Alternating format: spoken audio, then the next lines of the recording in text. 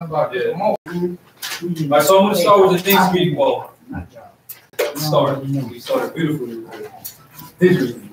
I'm going to read the things we read at every meeting. My personal favorite, caveat emptor. Moors are men, upright, independent, and fearless, who care for their loved ones and follow prophets with a destiny which is not uncertain nor unknown. They are fortified by the impregnable doctrine built upon love, truth, peace, freedom, and justice.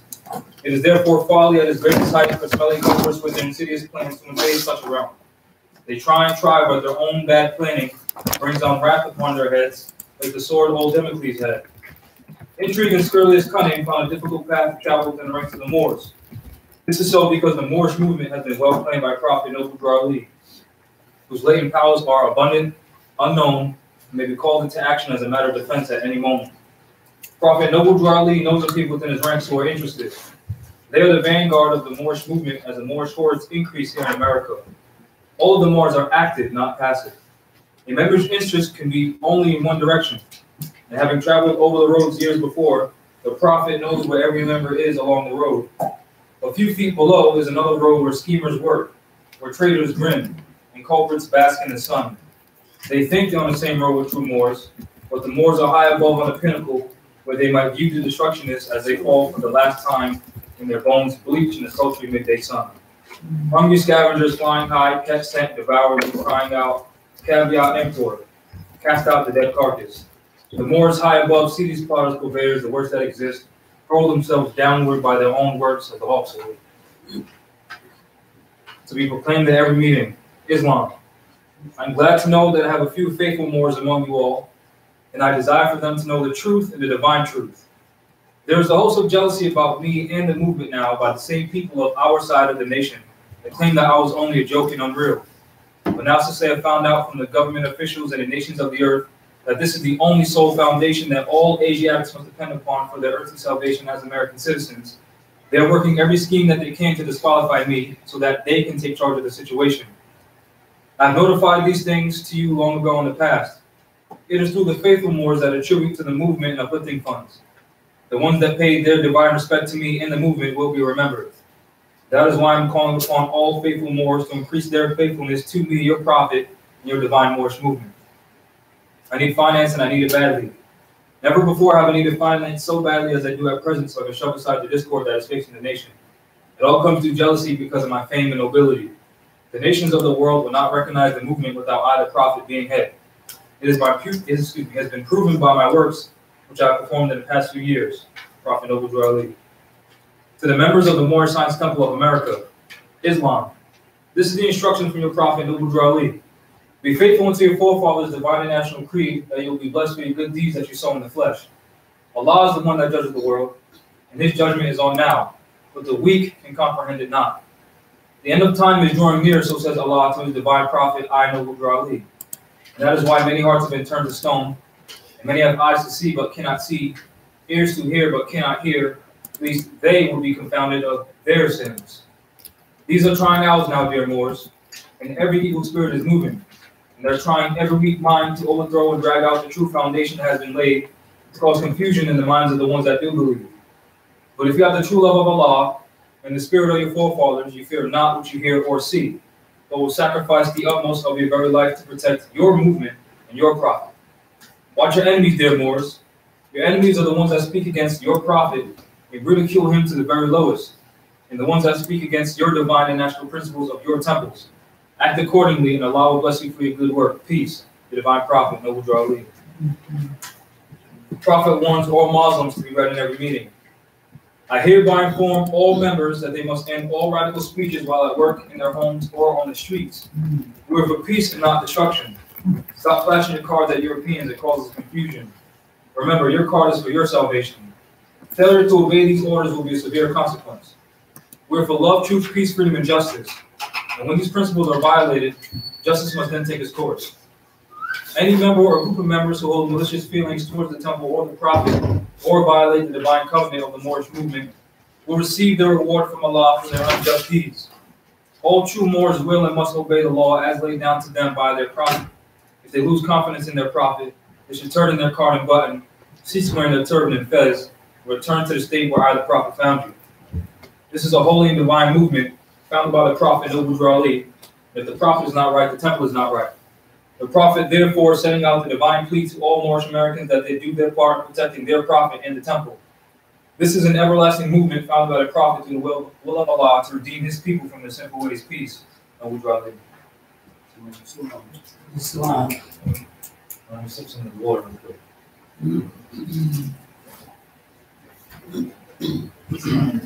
So I want to start by saying I know just how hard this fight can be. I know sometimes we want to do things, do things back to the Europeans for all of the mistreatments that we go through. But we can't allow their actions to bring us back down in our lower self. Because remember, we have a choice. We either choose to be in our higher self or choose to be in our lower self. Right? And in the Quran that the Prophet prepared, in the Mysteries of the Silent Brotherhood of the East, it talks about, don't let anyone cause you to bring harm to anyone else. You know what I'm saying? Let's not let the Europeans and their unlawfulness affect us and make us want to retaliate. You know what I'm saying? Now, in this chapter of the Quran, chapter 2, verses 190 and 193, which I'll read, it says, "Fight in the name of Allah. Allah is your higher self. You are Allah." So when we're fighting, we're fighting for a cause. And you'll also see it says, pay attention to restraint. Meaning, if someone slaps you, you don't pull out a gun and shoot them. You know what I'm saying? So keep that in mind when we're dealing with the Europeans. In this endeavor, we have to realize that we're dealing with logistics, right? Just look at the people in this room, right? Count. So just count.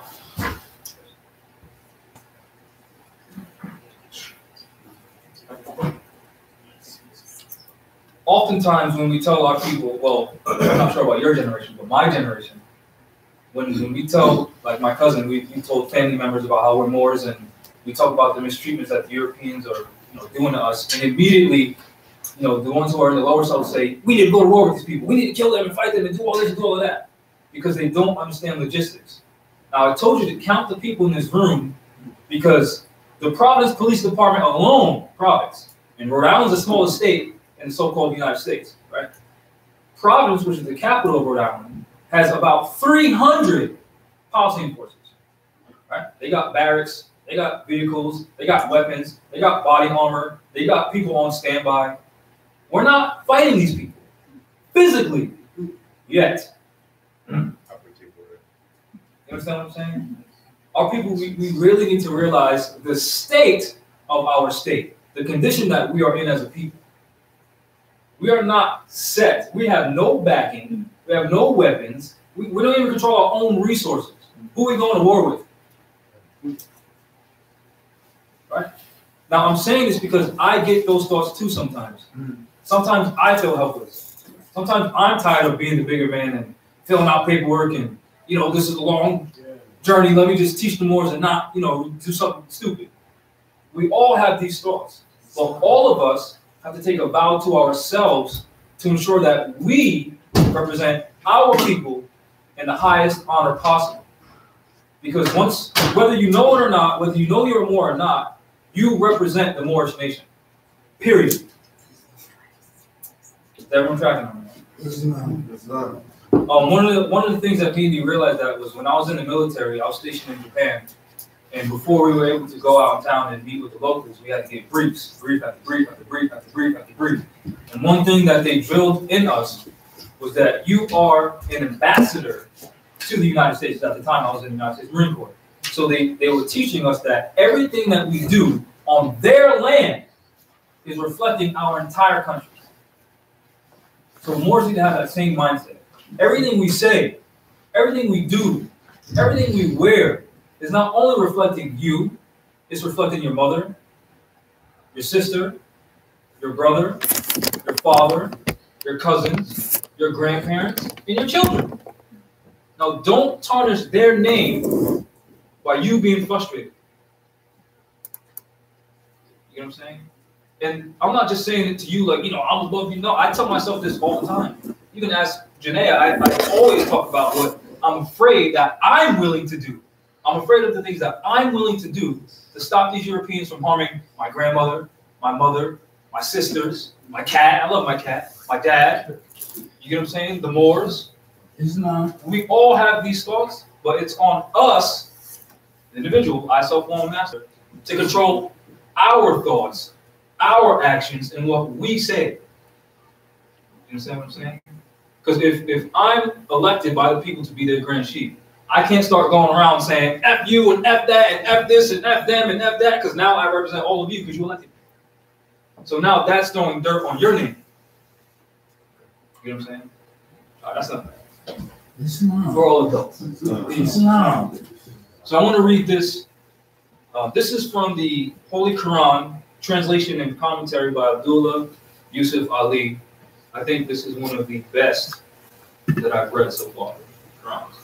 I don't want to pick on you, but I don't recommend getting this one. Oh yeah, I know. And I showed him the difference of what's said in this book and what's said in this one. And this is colored, it's watered down.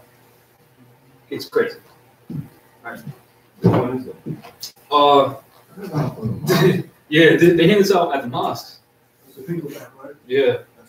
Yep. Because they want control over the people. A group of Moors. We went to this imam in Providence, and we read chapter 24, verse 29, dealing with the right to enter houses that are not used for living. I'll just read it. Okay, I was about to ask a question about that too.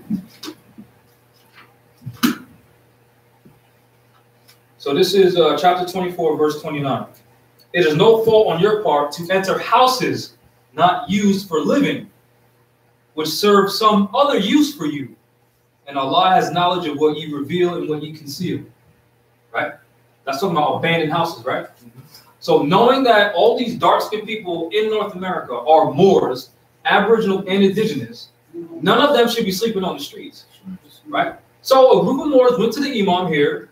It's darker than me, taller than me, right? Imam, right? Muslim, Islam, all this BS. Got a whole mosque, nice rug, nice office, right? Nice car. We go in there, I say, what are your thoughts on this? Right? He said, oh no, brother. That's for public places. You can go into public places because, Allah's talking about you don't just walk into someone's house. You got to knock on the door. You got to knock 3 times and let yourself in. That's BS. It says houses not used for living in, meaning abandoned. Right? That's what this one says. Now read that one, please. Chapter 24, verse 29. And you'll see the difference. Well, you'll hear the difference.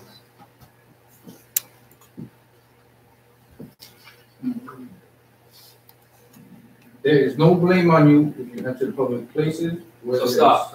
Public places. A house not used for living and a public place is 2 different things. Continue, please. Where there is something of benefit for you, and God knows what you reveal and what you conceal. You hear the difference? So we approach this imam saying, what are we going to do for our people living on the street? Because if you're from Rhode Island, there's a place called Crossroads, right on Broad Street. I remember I was walking from downtown to South Providence, and I walked by and there was some tall grass, and I seen a dark-skinned person sleeping in the grass. This is your land, and you're sleeping on the floor, outside. Because we have to beg these people for housing. But the Quran says it's no fault of your own for entering into houses not used for living in. And live there, right? Then when you read Article 1, Section 3 of the Rhode Island State Constitution, the supreme law of the Rhode Island Colony, Article 1, Section 3, it says, you shall not be prosecuted for your religious beliefs. So if our religion says we can go in here, fix these places, do an adverse possession, lawfully, not squatting, adverse possession, then we should be able to do that to get our women out of Section 8 housing, right? To get our family off the street. I know I have family members who are homeless, bouncing around couch to couch. You know what I'm saying? And that same principle applies to the United Nations Declaration on the Rights of Indigenous People, which which states we have the right to our lands and resources back. All of that is our right. You know what I'm saying? So back to the point, don't trust these dirty ass imams. Excuse my language. Don't get that book. All right, so I'm going to read chapter 2, verse 190. When you speak to these people, you can almost smell the fear from them. You can almost smell it. You can see it. You can see it. As soon as they seen us, they were sweating. What are you sweating for? Islam means peace. We're coming in peace. What are you sweating for? Because they know. They know when you see this. We ain't playing. This is about remedy, not, well, I'm the guy who's under this and under that.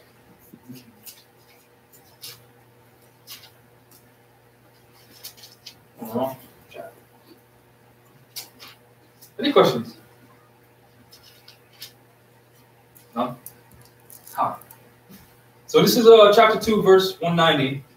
Fight in the cause of Allah, those who fight you, but do not transgress limits. Now, I know a lot of the problems that we're facing come from the policy enforcers, right? That's just a fact. I know we don't like to say this, but not all of them are dirty. That's just a fact. Right? So we can't. Huh? That's fine. My uncle used to be a cop. My grandfather was a retired sheriff. Yeah, so.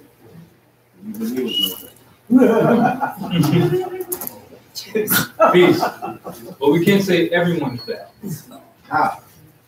Because not everyone is bad. So then there would be some sort of uprise within there Nope. of the good ones. No. So then Because now this is from me from experience. I was in the military. You're not required to think in these jobs. is that something good? Or does No, it doesn't mean good or bad. I'm telling you a fact. Yeah. You're not required to think. You're only required to do what you're told. I'm not making excuses for anyone. We have to know who we're dealing with. You know what I'm saying? We have to. I know that. Because these lower level people, right? They don't know law. You and I know that. I know you know that. You see what I'm saying? Right? But the higher ups, like these magistrates, they know law. Right? They're quick to throw these people under the bus. Is that or is that not true? True. Right? So why haven't we? Some of them. Some of them. All we gotta do is find them. So why haven't we, like you said before, been flooding these courtrooms to sue these policy enforcers? Because we all know these people ain't getting paid more than, let's say, $40,000 a year, right? So Moors, huh? Well, I'm at, they make like $80,000. $80,000. Well, it varies. These people ain't rich. These people have a mortgage too. These policy enforcers have a mortgage. So we, the Moors, are at federal court all day, every day, suing these people, right? They'll be less inclined to keep harassing us. That's just a fact. Because, like I said before, we cannot and we will not win a physical war against these people. And I know this because I was in the United States Marine Corps. These people have way more training than any one of us. They probably have our family members captive. No, it's not captive. I was in the Marines. I wasn't a captive. Right. I agree. I signed a contract. Blah, blah, blah, blah. I was willing to lay my life down for these people because I thought they were my government. Right. You know what I'm saying? So we literally have to know what we're dealing with. We have to. There are people who are in the military who you know, like even when I was in, there's Marines who talked about, 9/11 and how it was a conspiracy. But guess what? They're still in the military. Guess who's still paying them? So guess who we still have allegiance to? You know what I'm saying? But now if we start to sue them, the script is flipped. But we as a people cannot do one thing, say we're Moors now, and then think that everything, I still served in the military. I got tattoos from it. I'm not exempt from, my karmic debt. That I was part of that. We have to stop thinking that, we're all high and noble now just because we say we're Moors. You still got karmic debt like I still got karmic debt. You know what I'm saying? It's a fact. So what we do, what I know, I have done personally, I know I've had projected, my own anger within myself at these Europeans. Like, oh, it's their fault that I served the military. Nah, I was watching military channel. I was doing it. You get what I'm saying? So we really have to be honest with ourselves and know our enemy. All right, so continuing. Fight in the cause of Allah. Those who fight you, meaning when you sue them, you're only suing the people who injured you, not the entire police department, because Fred over there was a clerk, didn't do anything. Now, unless Fred's name was on some paperwork, then how are you involved? Right. But do not transgress limits, for Allah loveth not transgressors. Enslave them wherever ye catch them, and turn them out from where they have turned you out. For torment and oppression are worse than slaughter. So turn them out as they have turned you out. What does that mean? Equal and opposite force. But that's why I said count the people in this room, because Providence alone has 300 cops. So logistics. So I know what this is saying, but this is in the context of we're in control of our own land. We got a military, we got arms, we got people backing us. That's not our case. Yet. Thank you. More, I want to add something to that. Yes. It actually has to do with building and getting land. I've been having this idea. I met her because I'm going to school right here. I'm learning everything I can from this Caucasian. I'm about to build something with or without them. So yesterday I met her. It just happened to be a miracle. I was alone, a high power. So in my mind, if we can get land, this is my plan. Building. This is what I'm planning on building. So, you see this shape? This shape right here, right?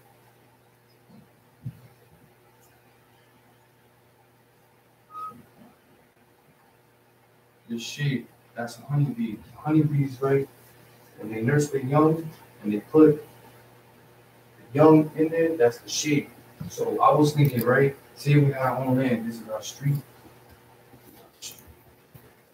Right now,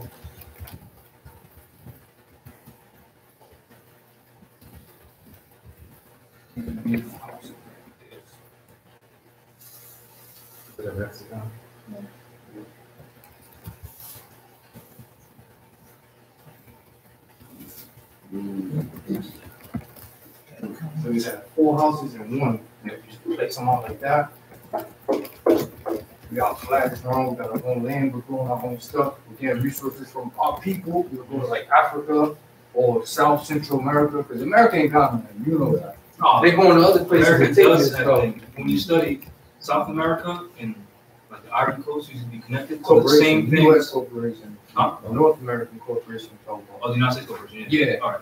So they get all their resources from our people. Yeah. So if somehow we can get into, because trade is everything, you know, Yep. with empires, to build an empire, you gotta have resources and you gotta trade. Yeah. So if we can figure out how to develop our own trade, grow our own stuff, build our own stuff, you don't need them no more. Then people will start hopping on the bandwagon, because you see bees, they all follow the queen. They all follow one thing. They can't be 2 queens. If there is, the bees kill one of them. They fight each other out. The 2 queens will fight to whoever wins, and then that'll be the one that controls it all. So once they see us in like a hive mentality like that, people will start flocking. Yeah, but you're talking about a hive mentality, meaning one mind. Right. We can't be one mind if some of us think we can take on the entire 200, Nah, police department. we're not gonna So- take them on. No, We're I'm gonna just making statements because there are Moors who think like that. Yeah. I'm just stating facts. There are They got also all the Moors. guns. They got I know. I'm trying to appeal to you. You know what I'm saying? You know what I'm saying? No. There's nothing wrong with this. I agree with this. The issue is logistics. Logistics. Right? We had one more. I mean, I did it myself. I tried to claim land by myself. And guess what? I'm outnumbered by the policy enforcers. They threatened to lock me up. They were reaching for shit I wasn't even doing nothing. I know. You know what I'm saying? So my point is, you're right. Absolutely. We're outnumbered. This requires logistics. So now you're talking about, again, the rights of indigenous people, where we have the right to vocational training and retraining. Oh, my bad, buddy. That's Right? I apologize. It's fine. We have the right to vocational training and retraining. How many of you know how to build something like this? One person. So again, there's nothing wrong with this. We need logistics. This is what it starts yes, it starts with the people. Because once the people are on one mind, then we can do this. If we're separate, we got Moors hour away, 4 hours away, 3 hours away. There's only 5 Moors in the city. This ain't happening. You know what I'm saying? So keep that same passion throughout the years of this, or the months of this, or the weeks of this, or every day of this. Dude, so I think that's why I got into construction, because of the Moors. Yeah. No, I'm just trying to appeal to you, because when I first started learning this, I thought, oh, everybody wants to know about their birthright. Right. That's not the case. You start telling people you don't got to pay mortgages, they start looking at you weird and they want to fight you now. Yep. I'm serious. Real talk. It's facts. Right. It's facts. Thank you for the addition. These are things that we need to be doing. And I got way more ideas, man. I got so We many. all do, but listen. What you're talking about right here, you're talking about starting from scratch. At least let's start, where there's things already built. Like on Broad Street, right near Crossroads and at 7-Eleven, there's 4 streets of like 5 or 6 houses. So instead of building from scratch, why don't we just get these Europeans to help fund us to fix those houses up? But even that, again, requires logistics, which starts with the number of people, because we ain't beating them with their inferior amount of people. That ain't happening. The Prophet alone had 3,000 Moors in Chicago alone. And even then, from my study, they only had like two stores that they own, like 2 or 4 shops that they own. That's not enough to sustain the nation. You know what I'm saying? So we always have to deal with logistics. Ideas are great, but let's be honest. How many of us have had build sessions with our boys where we ain't building nothing except talking about theories and ideas that we've never, put into fruition? So we need to understand, we need to recognize our own individual capacities and what we can and cannot bring forth. Because these Moors talking about, let's just get an army. Are you going to train these people? That's simply because in the United States Marine Corps, they pay for your housing, they pay for your food, they pay for everything.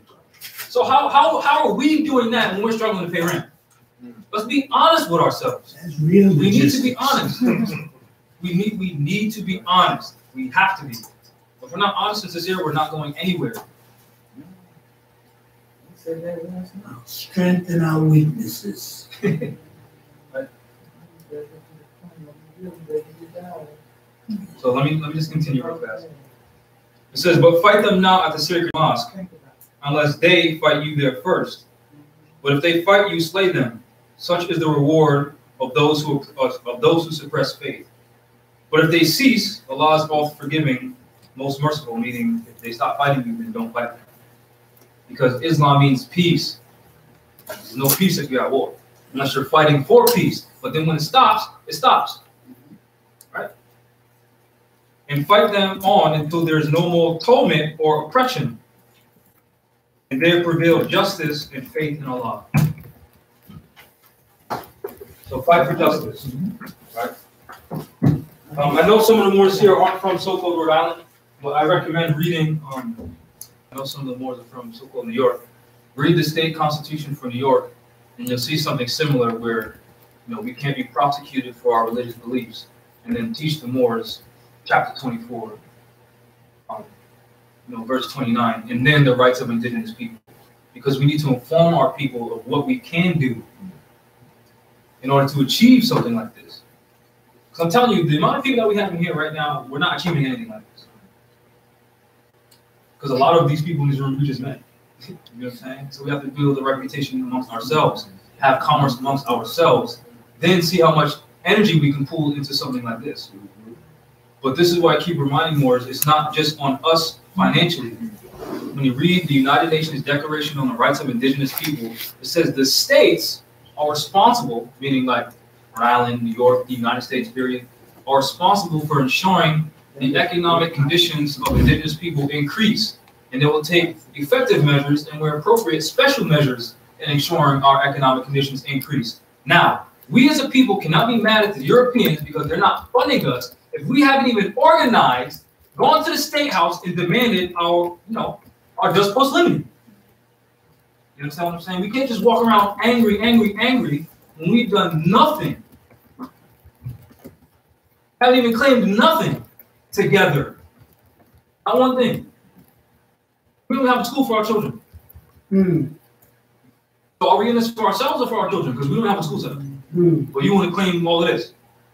Not you. I'm saying us. Because I thought about it too. I was like, I'm going to claim these acres and grow all this food and shut Walmart and stop and shop, run them out of town. But then they threatened to arrest me. I was like, hold on. Hospitals too. Huh? Hospitals too. Yeah. But again, logistics. Look at a hospital. How much people work in a hospital? And then how much people they got coming to them constantly? How are we shutting them down? You know what I'm saying? These are great ideas and it can't happen, but over time. Oh, excuse me. I missed my phone.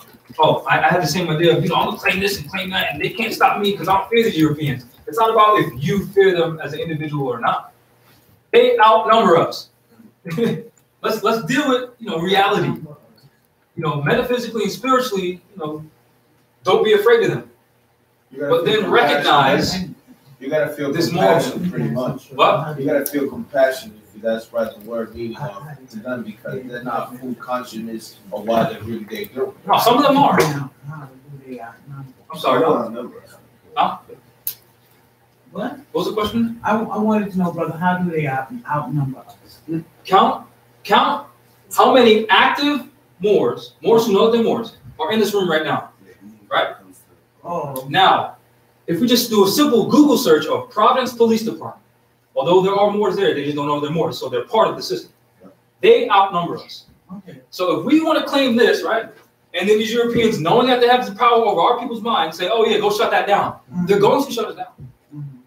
But that's just based on fact. That's not my belief. They outnumber us. They have done, we don't. So, you know what I'm saying? But that does not mean that we should live life in fear and not, try to implement things. I'm just saying we have to address these issues, or even consider them in the actions that we take, in the things that we say, in the claims that we make. Because, like I said, I claimed that 1.9 acres of land. 9.8 acres of land. I planned on building yurts on them, have an outdoor shower, living my best life.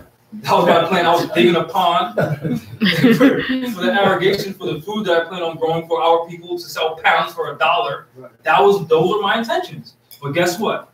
Policy forces rolled up. It didn't matter how much law I knew. I was outnumbered. So I had to come to the realization that although, Jamal, I know you're not afraid to them, this was me in my own head. Saying you don't have to prove to anyone anything that you're not afraid. You're outnumbered. What use are you in jail for 9.8 acres of land when the whole country's yours? When taking the land back is teaching the people that it's their land. Because they didn't take the land from us. You can't take land. What, did they put dirt in their pockets and say, well, how this is the Moors? Nah, they started teaching us we're from somewhere else. That's how they took the land. They took our minds. So if we want to get our land back, we have to give our people their minds back. That's a fact. So let's stop saying, well, we got to claim this and do this. No, you don't claim shit. Teach the people this is their land. That's how we get it back. That's the remedy. And because you submitted to the situation, like it says in the Quran, how many people have you been able to help? I have how many cabinets full of names. And we now have a room full of Moors that are connected. Whereas about 2 years ago, there was no people here wearing festivals. So we have to consider those things in this journey, because our minds can see into the future. We can see this in our minds. Just like I saw the 9.8 acres of land with the yurts on it, and Moors walking barefoot, naked, all that good stuff. I seen that. So I tried to make it happen. But then reality slapped me in the face. You're still colonized. The United States Marine Corps is training people out the wazoo. Every Friday they got graduations. I still got friends in the military. That I can this ain't stop. They ain't stopping. The prophet said it himself. The Europeans will not stop until they see death in the face. Right now, that doesn't mean more shooting and tanks rolling. Nah, death in the face to them is us united in love for each other, which is peaceful. That's death to them. Death to them is us not doing commerce with them. Because like you said, the commerce to a nation is that of the blood to a human. Period. Then we think, okay, Noble Drew Ali bankrupted the United States. How did he do that? He started telling Moors, you can own your own business. Trade with Moors, which cut them out and starved them. That's how we stopped them. Not working for them and then claiming some benefit, tax exempt status, because guess what you're still doing? Giving them your energy. Because what does the Federal Reserve note represent? The energy. The output that you're giving to them, and then what they're giving back to you, which they can print at will, so they're not even giving you anything. We really need to understand our remedy. And then the Quran, it says, if your life is important to others, Preserve. you don't put it at risk. Exactly. So me saying, I don't care if these Europeans threaten to lock me up, I'm gonna go to my land anyway. That's stupid, egotistical, in my lower self, because I would have ended up in jail, and I wouldn't be here teaching all these people. We honestly have to be real with ourselves, because it's tiring when we see our Moors, you know, beat down because of the situation out there. Yes. That's not inspiring to any of us. Imagine if I was up here saying, yeah, we Moors, but you know, the Europeans, they're conquering us and we ain't really gonna do nothing, but you know, you're Moors. Would you come here? Hell no. But every time I show, look, we got a case of Smith. They don't want no smoke. Look, we got this. Look, we got a tough now. Now you're showing up. You get what I'm saying? So we need to be conscious of the energy, to the best of our ability, be conscious of the energy that we're putting out, because we will get it back. It's a lot more. Yes. When the 9/11 happened, right? Mayor Giuliani said, yeah, you know, this is tragic that it happened. You know, keep on shopping. You see, keep on shopping. Don't worry about it. Because once you destroy the economics, that's where their power's at. You know what I'm saying? Most of the European Jews in New York City, their whole thing is based on just that alone. You know what I'm saying? That's their whole format. It's on the economics. You know what I'm saying? That's what they care about, is their finances. You know what I'm saying? Everybody else is going out of business. You notice how you got all these storage places built up out of nowhere? Because they knew this was going to happen. People get thrown out of the places. But the Europeans ain't going nowhere. Ain't there in their neighborhood is a moving truck. They have no moving trucks. You notice that? Let's think on that, Noise. What can I add to that? Islam, can I add to that? Yes. Listening, all of these things equals your point of logistics. This is how logistics have to be thought of, not individually, but collectively. And if we can constantly, collectively think on what's the logistics, we start to move ahead. And until we really start thinking logistically, we at a standstill or falling back. Agreed. Can I please add on to that? In the United States Marine Corps, I was on the USS Essex, which is a ship. To get 5,000 Marines on one ship, everyone has to be on that hive mind. In the Marine Corps, in a platoon, every single squad member must know the job of every other squad member. So if one member dies, the other one steps up and can do the other person's job. We're not even on that level yet. And I know that. Why? Because I get calls all the time. Jamal, how do I nationalize? Jamal, how do I do this? What's the protocol for this? And it's not knocking out people. It's we have to know the state of our state. If we don't, we're failing. Not only ourselves, but our people. Right? So logistics, every platoon, right, had to listen to their platoon sergeant. Because they're getting word from above of what platoon's going on first. How many members are bringing all the bags on? Who's in charge of the vehicles? Who's in charge of putting the quad cons where they need to be? Because one person can't do that. That is a fact. If we don't at least consider those facts, like you said, we're going nowhere. Fast. Right? Brother, can I ask a question, please? Yes. Ask this question. How is it that the Moors and the under Elijah, you know, how come we didn't come together back then? How come we didn't join if we all looking for the same? This is what I do. What happened? Was egos in a way? This is what I do know. You can Google this. Okay. Who Who was Elijah Muhammad's teacher? Fraud Muhammad. Who was Fraud Muhammad's teacher? Noble Drew Ali. Okay. Fraud Muhammad is really Fraud L. Okay. Or Farad L. Alright. Right? Once the prophet was assassinated, people's egos got up here and said, well, I'm the new guy. Okay. Come to me. Okay. Because it's about energy. Right. If the people give them their energy, then they get raised to a higher status. Mm-hmm. But if you pay attention to what the prophet said in his divine warning for the nations, he said, I desire their unity and mine back into the constitutional fold of government. Meaning, the prophet wasn't going nowhere without the Moors, without the people. But all these other leaders, they want to be up here while the people are down here. That's not how this works. So yes, egos get involved. They want to be I'm the chief and I'm a minister and I'm a divine this and I'm the supreme grand this, and because they want power over the people, not power with the people. But and I can't speak for their actions, but I can tell you, a group of Moors here, and you can see it in the back of my third book, we have pictures with the Nation of Islam, because we went in peace and said, what can we do for each other? But not everyone is on the same page. You get what I'm saying? Because and during their, we went on a Sunday for their class, and they had people from the Nation of Islam there. Once they left, they went to the back, took a picture of the Moor out and said, yeah, we are Moors.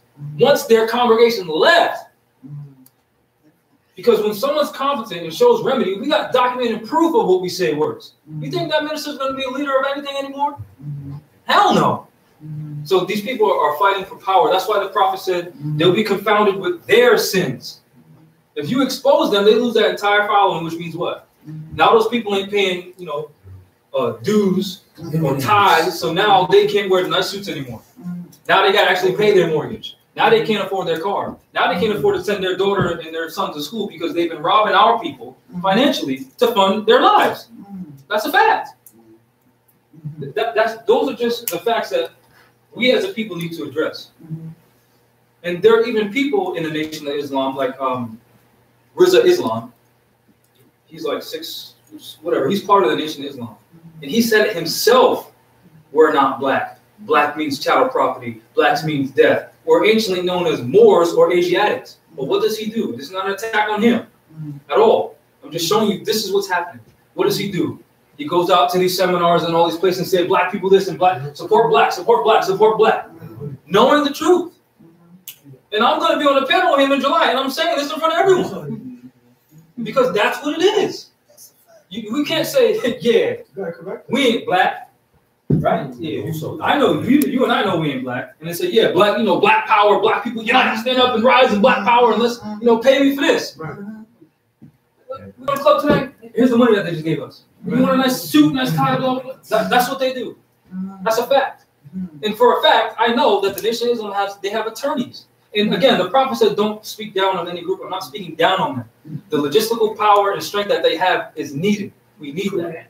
But they have attorneys who go to the European schools and learn their laws. So their minds belong to them. So these people can't represent us. You know what I'm saying? So we as individuals have to be competent enough to elect those who actually represent us politically, socially, and economically.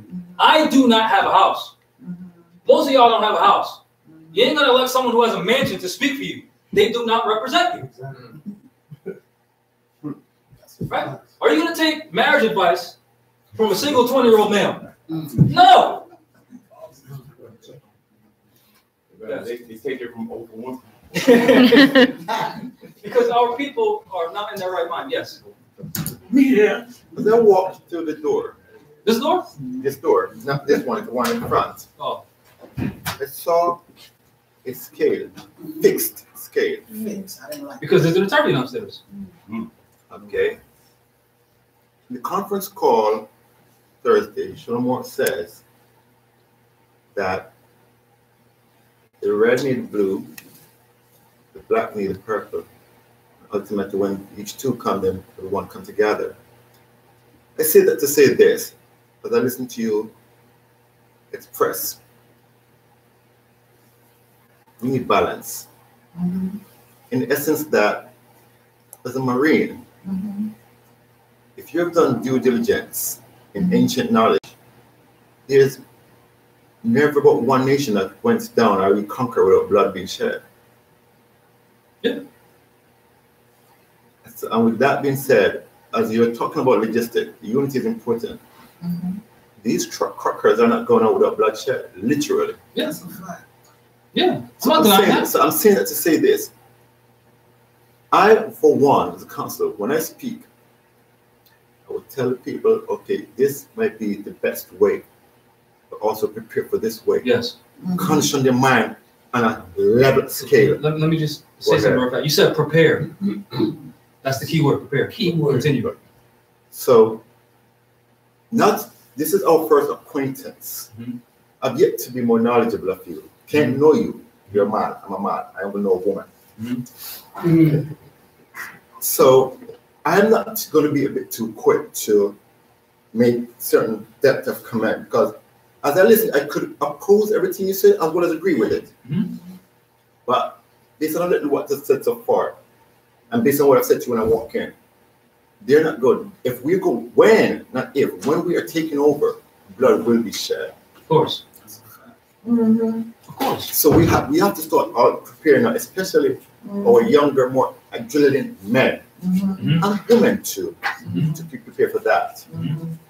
Because if not, if we speak one direction or dimensional, we are programming their mind while deprogramming their mind. You comprehend what I'm saying to you? Yeah. So we're programming their mind to think, okay, this is the only approach we're going to make, and it's going to work, and we're going to be happy ever after. Go ahead. Right? A lot of the Moors have, let's say, higher knowledge or higher science, right? A lot of us get stuck in the metaphysics, and we forget about this. We get stuck in well, I'm the high priest and I'm the high dad. One of the things that the Nation of Islam has is the manpower everywhere to implement anything it is that we need to implement. Now, I don't know the exact logistics of what they have, but seeing their meetings, there's a lot of them. Right? Same thing with our people who think that they're so-called gangbangers. There are military with no general. They're fighting with no purpose. They don't even know who they're fighting. They don't even know what they're fighting. They just fight. Just fighting. So let's teach them, fight for this. Exactly. This is your mom's house. What are you killing your brother for? This is your mom's house. And we got foreigners on your mom's land. You're going to kill your brother. Right? In the military, they teach God, country, core. Meaning Allah first, your country second, and then the body, the Marine Corps, then them. Because those are the people fighting for the country. And you're fighting in the name of Allah. We need to teach our people those same principles, not just these are your rights and blah, blah, blah, blah, blah. But in order for that to happen, we have to have more people. So it always boils down to logistics. And what do you know? Because I was a range coach in the military. I know how to teach people how to shoot from the 500-yard line and how to clean their weapon. 6 to 1,000. Can you do that? Nah, but you can teach them. Exactly. But you have to be willing and show up. Every time I say we're doing it this day, our people don't even show up to the temple every day. So let's be honest. Again, let's be honest. How bad do we want this? Because in the military, in the Marine Corps at boot camp, you're there every goddamn day for 3 months straight. And even then, before you graduate, you got to go through the crucible. You have to be tested for 3 days. Only 8 hours of sleep. Walking around with your hands like this because you're dehydrated. Carrying a weapon. You get what I'm saying? Are our people willing to do things like that to prove, not to me, to themselves that they're in it for their people? Not, oh, we can claim land? Yeah, let me be a Moor today. No. Are you in it? Because if you're in it, you're going to teach every single person you know that they're a Moor. You're not going to get frustrated with them when they don't understand things. You're going to, all right, you ain't getting it. So read this. Instead of being frustrated with our people and rejecting them because they don't have the same, I can't expect a woman to have the same vigor and fight as I do in this. So I'd be an idiot to reject them and say, no, you can't be around me. No, hell no. I know logistics. I'm not a good secretary. I had papers there I needed to file for like 3 days. She kept getting on me. I don't want to do it. I'd rather teach Moors. I don't want to do that. But I have to, speaking personally, I have to be responsible for those things. If I'm going to expect, the Moors around me to be responsible for those things. That's why the prophet said if the prophet is not right, the temple is not right. That's why, again, I said everything we do, we're ambassadors to our people, to the rest of the world. We have to start thinking like that. Right? I know I just said a lot. Anyone want to add anything else? I think it's if I may, I think it's the most important thing is to try to reach people's minds. Like you said, if the prophet said, if you just get people thinking again, people are just so distracted and they'll fight you if you tell them that you're a free, natural person. They want to hunt their oppressors and continue to go into work. And, I still work right now. And I read, I study at work. I almost to the point where I'll get into radical speeches at work, but I gotta, because I see my people and they want to talk about football, they want to talk about nonsense every day. We're there for 8 hours a day, and this is what you want to talk about? But then you want to complain about paying rent, like when this is the remedy? When this is the remedy, it's right here. So I think if we can just, like you said, I tell my mom, my sisters in the Marine Corps right now. If I talk to everybody, she won't even reply to my text. Of course not. Of course, she can't. I'll say this and then you'll go. Of course she can. Right. Like the prophet said, you'll be confounded with your sin. Exactly. Once I figured this out, I heard Tosh saying, when they sing from the halls of Montezuma to the shores of Tripoli, they're talking about conquering the Moorish nation. Yeah. I was like, I used to fucking sing that. Excuse me. I used to sing that song proudly. For real. Proudly. Have tattoos on my arms. Proudly. I had to face that. In my own mind, throwing away my uniforms and my awards, taking it back out the trash. That internal conflict. Yes. You're presenting that to your sister. You have to understand that. It's not just I'm sincere and I want my family to know. You have to understand psychology. You're doing something to them. You're causing them to fight themselves. Instead of fighting themselves, they're going to defend themselves and fight you. That's what it is. But you have to understand that to know when to say things and how to say things and when to step the F back because that's your family. You can't lose your family. Because that's all we had. You get what I'm saying? Yes. So out of what he just said, I spent a couple of years in college studying theology. And during those years, I've learned a very, very pertinent word. It's called FORT acronym. And the F is you gotta be friend. I personally have no friend. I have acquaintance and I have family. Friends supersede them all. Yes. Okay. My friend are people who, if I say kill, they don't ask questions.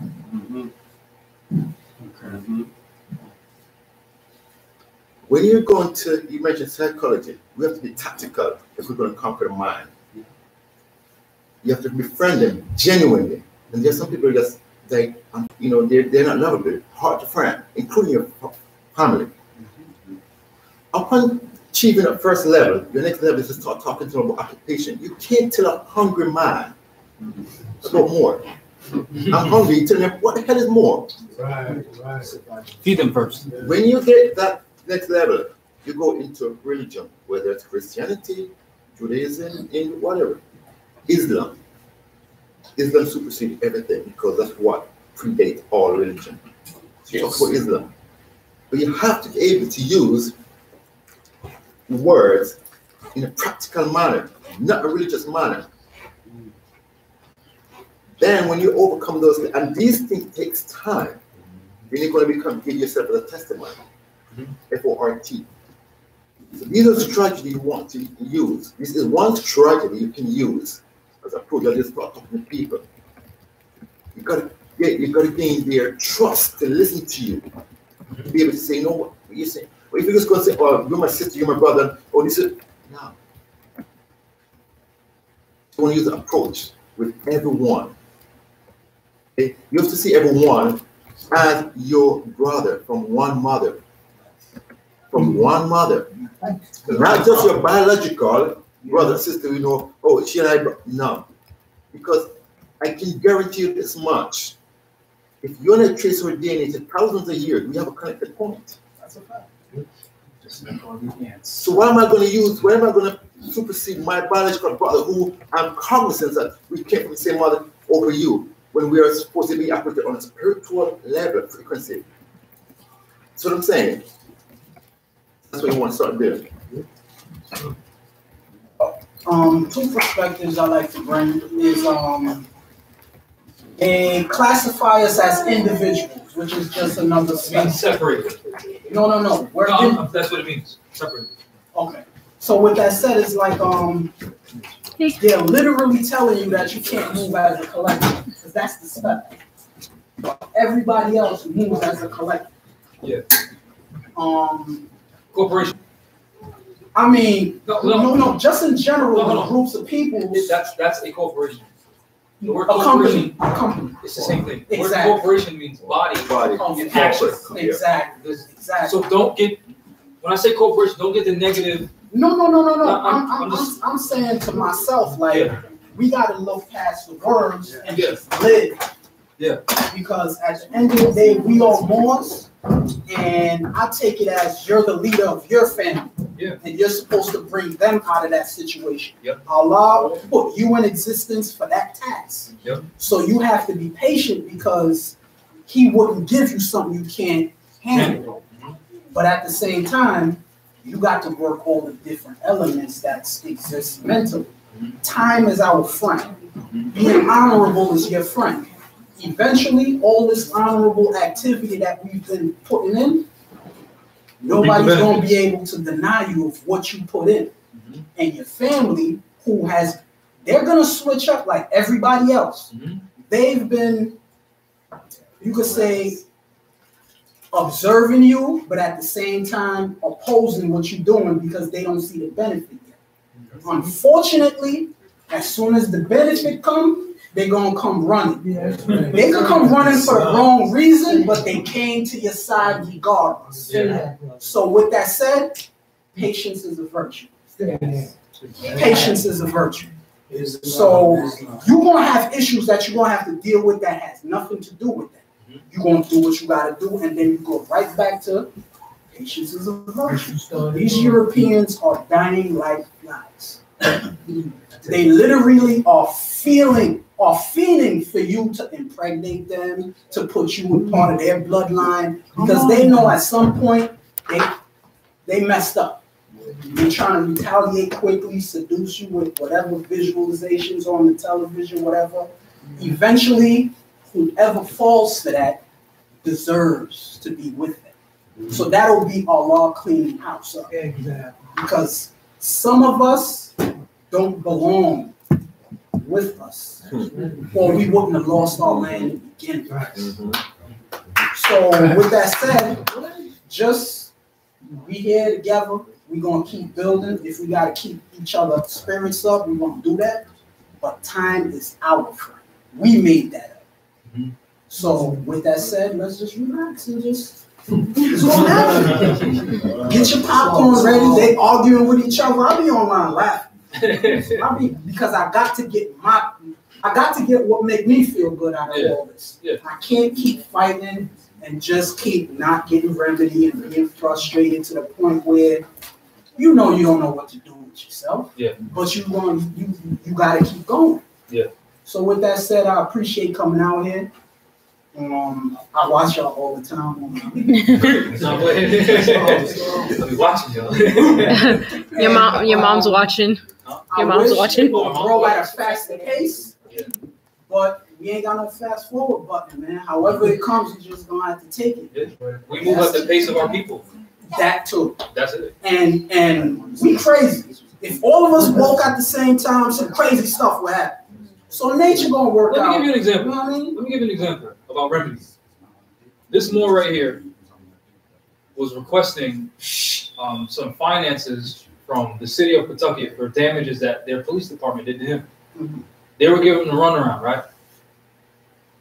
With the Pawtucket police, and what they owed you for remedy? Wouldn't they give you like the runaround or whatever? Well, after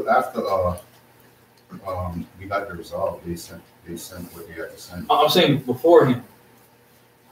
How long was that process? Probably about 3 months.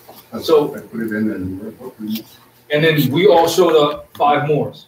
As soon as those Europeans walked in, they said, "Oh, you're from the so-and-so issue. Let's deal with that first." That stacks of paper like this. You know what I'm saying? So again, our unity forces them to act.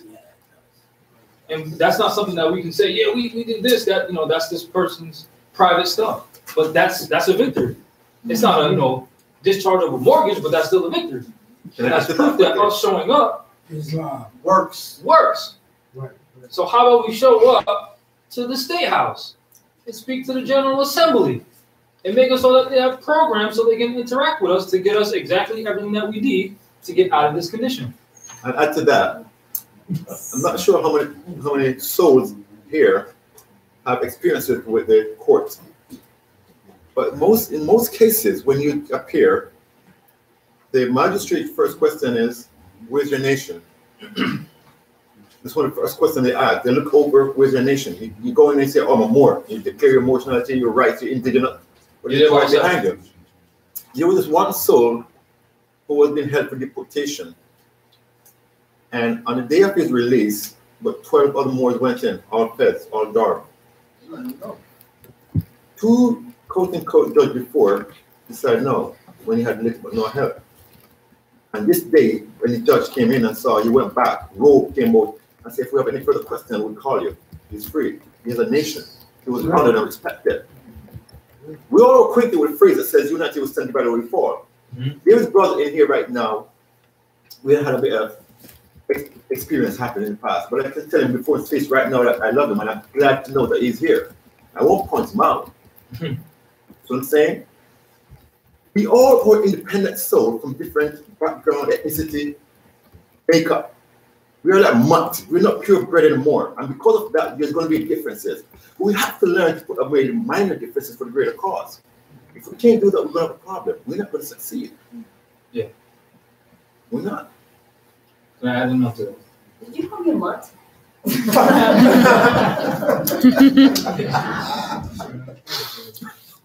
So more. Yeah. There's a lot of people that come into the light in different stages.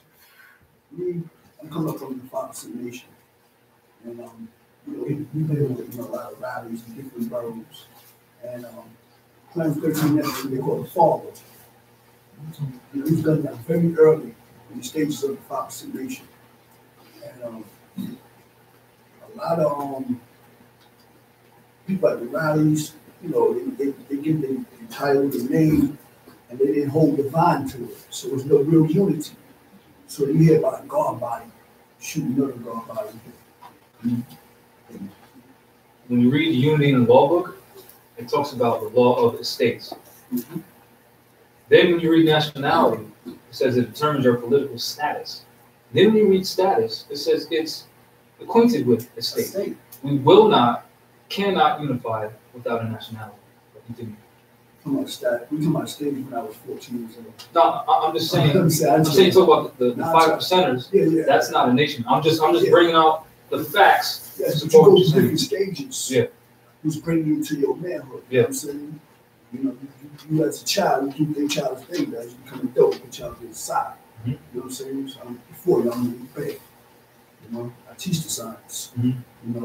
But sometimes we still get caught up in that white and black thing because we're taught so long to eat the wrong kind of food, whether it's spiritual, mental, or physical. We eat the wrong kind of food. We still do. Sometimes you gotta know when the Europeans give you that window, because someone will give you that window when you go into your tribunal. You ain't in courts, because as soon as you challenge that attorney or that prosecutor, your ass is voicing up there. So if you tell him you have no license to practice law, what do you think you tell that magistrate? You have no license to practice law. So hold up. If they not have license to practice law, what are they practicing on our people, y'all? Corporate piracy, right? So they can do what they want to do. They take a sworn oath. You know what I'm saying? Yes, genocide. They take a sworn oath. And so they take that sworn oath, they jump right into the what? The commercial side start doing business with them, but they jump in and out of jurisdiction, do they not? Yes, they do. And they violate you on that record, right? Like you said, when you come as a nation, you know what I'm saying? We have no deal with their statutes and codes. You can shut them down in the beginning stages, because remember, they go right into adjudicate. They don't deal with status, they don't deal with jurisdiction. They do. Yeah. But what I'm trying to say is, it's the status that they're dealing with is improper for you as a Moor. No, you're right. You're right. You're right. Partially. Because they will say a strong name and then we answer to it. So they are addressing the first issue, which is status. Is this you? They're doing it. That's the item sonus, brother. Well, tacit agreement. It sounds the same, but it sounds different. It's the item sonus. My point is, if you actually look at what they're doing, they are following due process because they go through everything. They do. I've been in court multiple times. They ask our people, "Do you understand?" No. Our people say yes. No. They say, "Do you understand that you're waiving your right to have the state prove beyond a reasonable doubt that you did this, whatever it is?" Our people will say yes. Then our people will be further than he is, and the magistrate will say, "Did you read this front and back?" And our people will say yes. And then the magistrate will say, "Is this your signature?" And then our people will say yes. So my point is, these Europeans, if you watch what they're doing and listening to what they say, they are following protocol. They are following due process. We have to understand that they're a separate quasi-nation. That's their jurisdiction. We're being brought in as defendants. We're never being brought in as plaintiffs. And even as defendants, they do indict us by informing us of the nature of the charges that we're being presented with under a straw name. But we keep agreeing to be that. So we have to clear these concepts. And I'm not saying anything you're saying is wrong. You're correct, boy. If you don't know how to deal with them. Yeah. But if you know how to deal with them, they still surpass that. Now, No. Now, when they do that, that's when we're supposed to go to federal court as the nation we keep claiming to be and sue them. Because the prophet said what? Enforce the Constitution. How do you do that? You raise a federal question in court because they are a separate quasi-nation. We cannot adjudicate on their people, act of state doctrine. We have to bring a proper claim to their people against their people so that they can move against their people. As an example, if we want to sue a Chinese person, we ain't suing them in Japanese court. We're going to the Chinese court to file a claim against one of their nationals so that they can adjudicate on their nationals. We have to have that understanding. Because when they violate us, we have to enforce the law by filing a claim. How many Moors have filed a claim in federal court? 1, 2, 3, 4. Rolodex. 4. How many more showed up with you when you did that? So are we a nation? Or we just...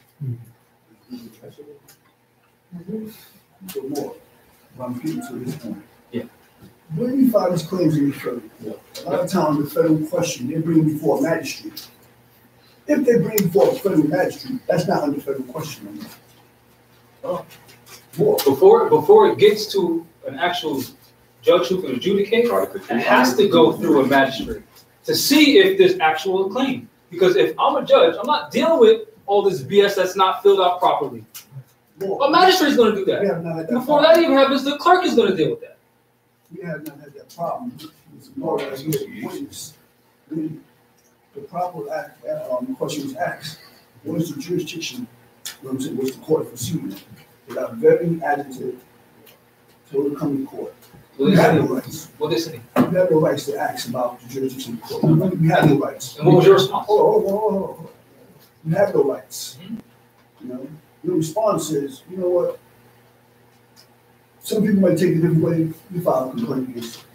It was transferred over to a alleged Article 3 judge, which is there's no such thing as Article 3 judge. But she claimed, well, I've been appointed by the President of the United States, upholding the Constitution and Supreme Court decisions. She's on the other side speaking to the attorneys. And since she said, upholding the Supreme Court decision, we write the Trinity versus Paculary, third part. She'll ready to face her accusers. That's when they start flipping you. And you ask them, if you ask a so-called Article 3 judge or any of them, can you tell me the jurisdiction of the court that you're operating in? You usually ask that question because some people don't challenge the jurisdiction. They don't know if they're McDonald's or Starbucks. Listen to me. You don't know if you're McDonald's or Starbucks because you might be in a foreign jurisdiction you know nothing about. You might be hitting them, you know what I'm saying, with documents or whatnot, really quite one. They turn around and say, they don't use that no more. That's old. They'll play word game because you understand. They do that every day. Every day they doing this game on us. You know what I'm saying? They doing commerce, am I right or wrong? You know what I'm saying? So if you don't know how to proceed against them, you know what I'm saying? You basically got to dismiss your case. A lot of Moors, like me, myself, and I, you know what I'm saying? My whole thing is basically coming as the alleged defendant. That's most of us dragged in there like that. You know what I'm saying? When you go in there action thing, it's like they walk on, they look at you. You know what I'm saying? Now we don't want default judgment against whatever opposing party. A lot of times people understand that Tracy versus Pagliari is very, very key because those attorneys will run rings around you. But everything coming out of his mouth is hearsay. You know what I'm saying? Because he is third party. What Ty's always said, he's a third interloper. Third party interloper. That's right. That's what he is. But he run rings around you don't know that's his status, what he is. You know what I'm saying? So you have to face your accuser. And anytime they got, like you said, in that document, state of versus so-called, you assume that's your title there, and it's all caps. That's not you. You got to not challenge that off top. You know what I'm saying? And remember one thing, and the federal, I mean, one of the federal rules, you know what I'm saying? The original creditor, you know what I'm saying, have to come to court. Who would be the original creditor? They're ready to face the original creditor. And that won't be that prosecutor. The original creditor will be the United States. So that means somebody from that corporation have to come down. That means the attorney of the United States. That's right. Have to show up in court. Yeah, represent, yeah. And then have to show, okay, where you injured. And they'll actually, where's the injured party? Who's damaged? Yep. And you can show that you've been damaged. Violation of due process, violation of treaty, violation of indigenous people. You know what I'm saying? So you can show your damages. You know what I'm saying?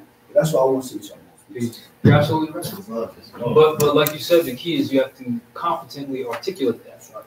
A lot of Moors don't even know how to write. And I understand. And they don't exactly. And I've seen Moors file cases and they didn't make any demand. They didn't demand any remedy.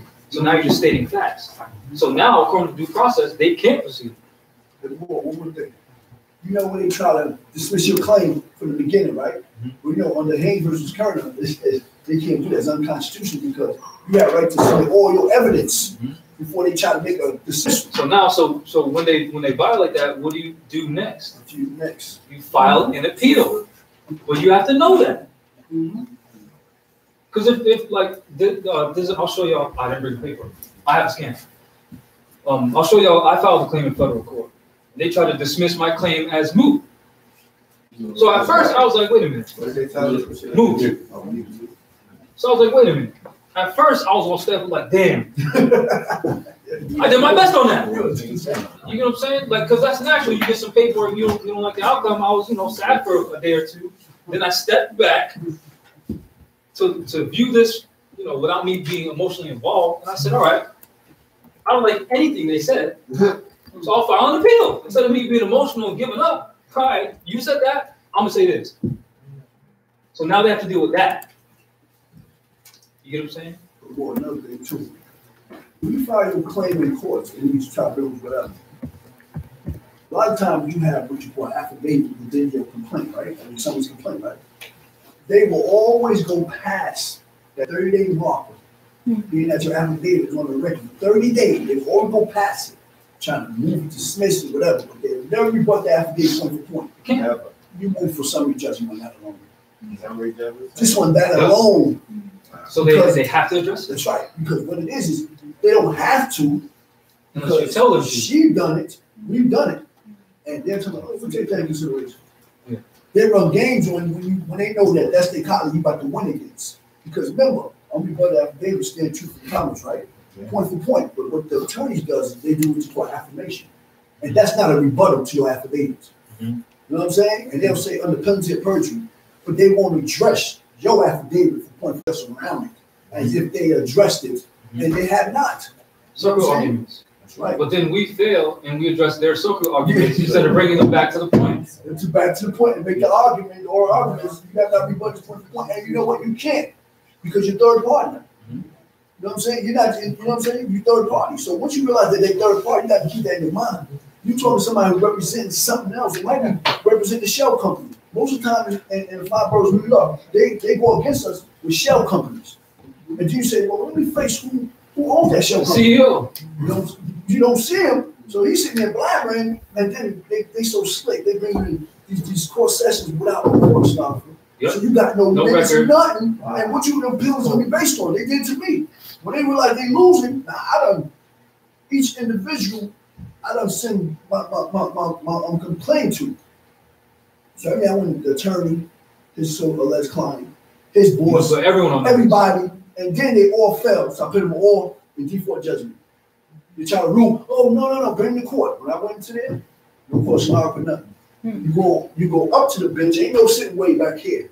You go way up there. The magic sitting right there. And he's popping. You looking like you in the four. You talking about you in the four, and the rest of them you can't speak for.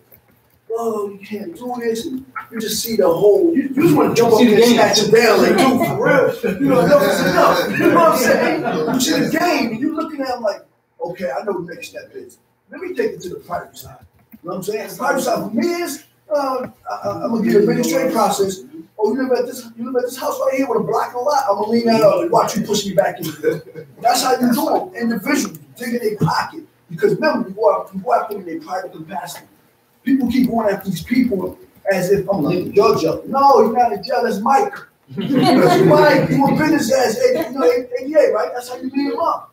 You know what I'm saying? And a lot of times people don't understand, like you said, procedure. I was always told, Malik, did you get an administrative process? I'm like, I'm gonna lead them up. And guess what? You're doing the very same thing they do. Don't give you due process. Due process is very important. They give you due process under 14 minutes. You know what I'm saying? But they say all persons nationalized United States. Hold up, how? United States is a corporation. How the hell you national? Oh, on paper. You can't be born by a corporation, you know what I'm saying? But the bottom line is we gotta honor our forefathers. That's the bottom line. Yes. So, as you can see, it is a battle, as we have been enduring in this entire team. Some of us are medical, and some of us are not. We don't know that, legalities and all that other stuff. And so we do depend on some form of representation. Actually, I got representation before I got a Kiwanis. So now, I'm being sober. Thus is the reason why I traveled. We have traveled to kind of get some points covered so that we at least be, I think, hopeful, as your nation building and as the council work has started, Article 3 for it. So, being that we discussed jurisdiction in the beginning, that is a point that we have to look at as an option to give us some reprieve from all of that. It's a paper battle, I had to learn the law along the way of never even being introduced to the law. Yeah. I just had to jump straight in there because I was not going to give up on a discrimination case, violation of military disability, and wrongful termination. I actually wasn't going to give up on that. And I don't think anybody would if you're making over $100,000 a year. You kind of have a reason to want to fight. And that's actually was my origin of even coming into the arts science at all. Yeah. It was just on an introduction. Maybe some brothers in Brooklyn can kind of help you out kind of thing. So, and here I am. So in saying what we're saying, the extraction processes, and you elaborate on it for civil cases versus criminal cases. Now, I know on your website you actually have some examples of successes. Okay, with presenting the cases through the Article 3 court. Okay, the proper. You've had success with dealing with the Catholic system. Can you give some kind of insight on the civil side of that? Because my case is on the civil. Yeah. When you say extraction, you're talking about taking something out. Correct. None of these Moors were incarcerated. Oh, listen. What I'm speaking of, maybe it's my misunderstanding, but when I speak of extraction, I'm sorry. I'm speaking in terms of if I have a case that's currently in the legal, in the courts, and it's not It's the proper venue. No, it's not a one. That too. General sessions? It's not school. I don't own mine.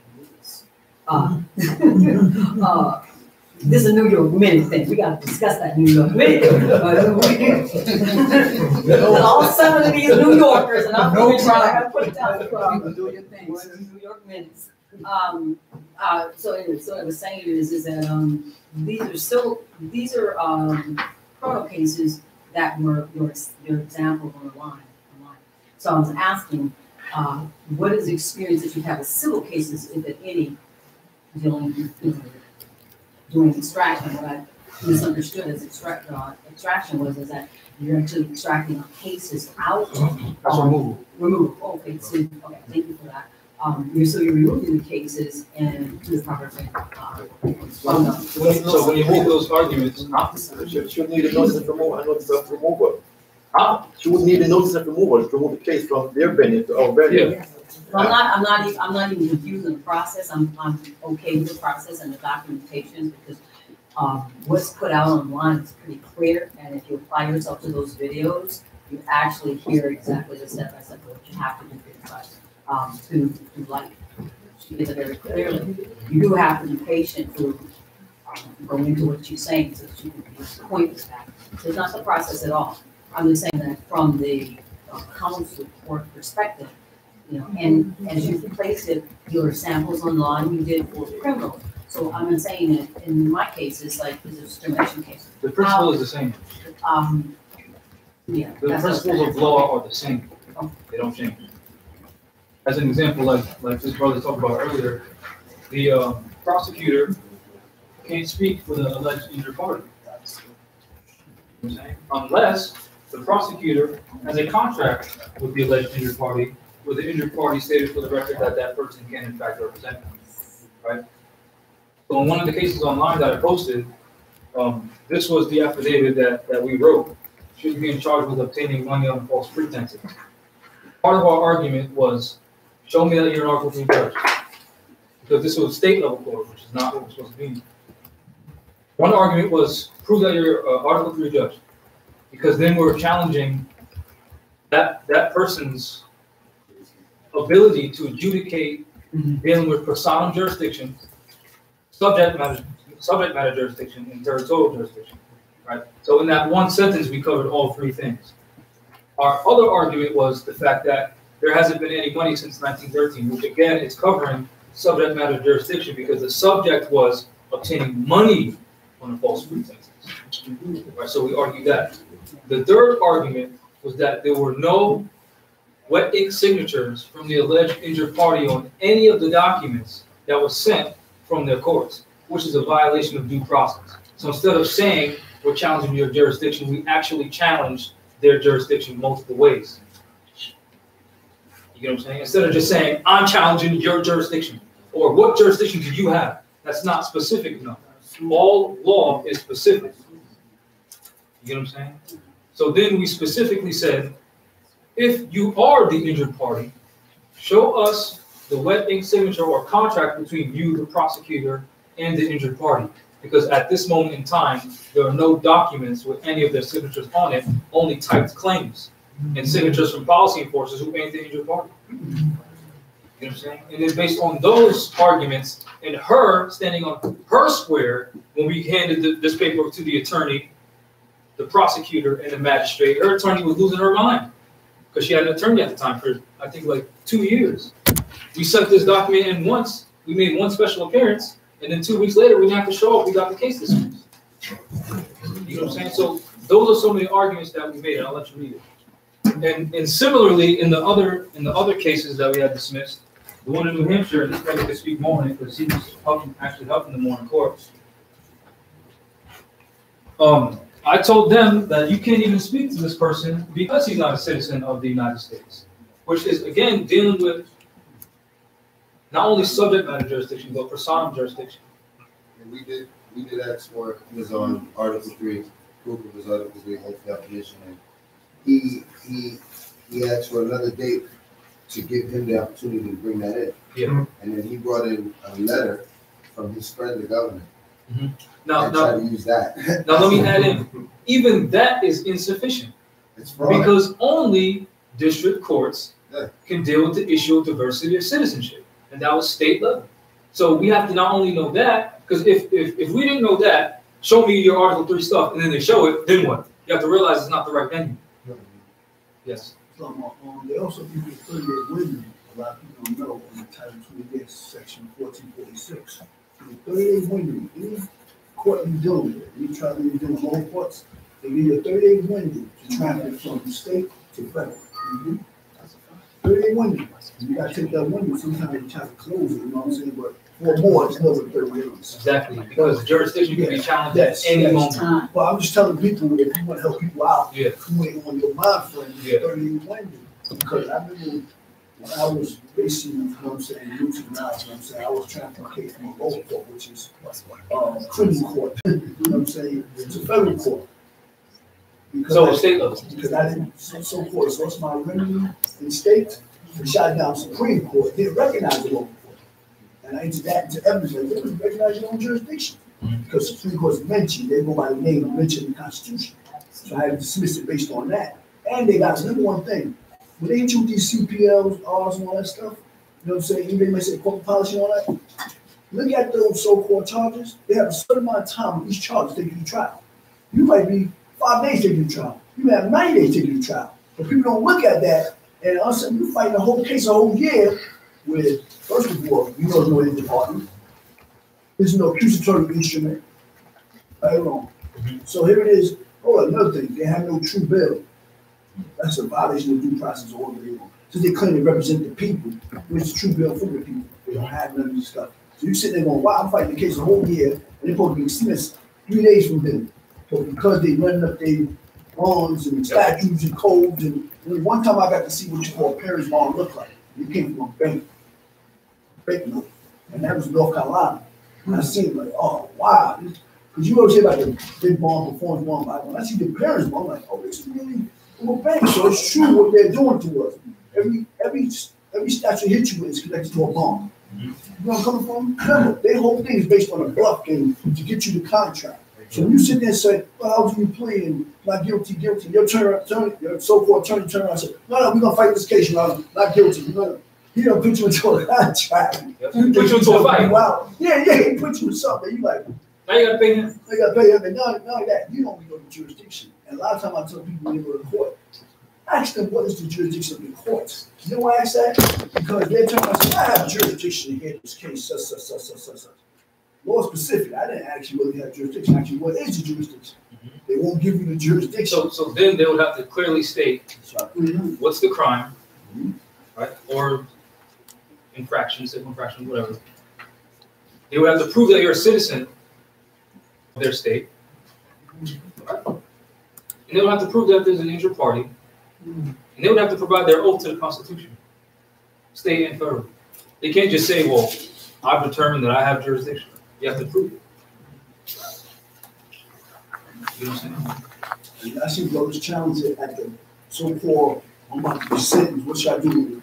You can challenge it then. Yep. You can challenge it So when you're you're about to in jail. sentence you can challenge it right there, yeah, in jail. But you can challenge it so they go for the sentence, like, I changed my mind. This dude here, I don't got no contract with him, physical mental. I want to go. They're like, oh, you changed it. Oh, stop the recording. Because you're messing up their machine. Their flow. Their flow. If you got some brothers around that's conscious know what they're doing, and they see that, and I see, oh, you messing around, okay. The first thing I do, I go to lean personally. You know what I'm saying? When you go home, if you got a cat with insurance, I'm leaning the cat. No, because you got to go into your personal life and then start backing up like, oh, okay, I'm not touching this case. Because they're very afraid of Moors now that's getting conscious. You know what have you done to us that you've never done to us before? Like, the worst you can do. Nothing else to lose. Yeah, like, what do you want to do? We can't go nowhere. So you send me back to the essence, or you gonna send me to jail? Which one? Remember, a coward, he dies 1,000 times. A man died one time. Physically, not even died, but we just transformed her. Everybody want to see the physical. That's what we really crying for at funerals. Oh, I got the physical back. You know what I'm saying? No. So this statement is true. Any and all issues of law, issues of fact whatsoever that any Moor has with any U.S. citizen, whether it's a corporation, an actual person whatsoever, is to be heard in federal court, period. Not state level courts whatsoever. Does everyone understand that? Do you know why? No, diversity. Exactly. Diversity of citizenship.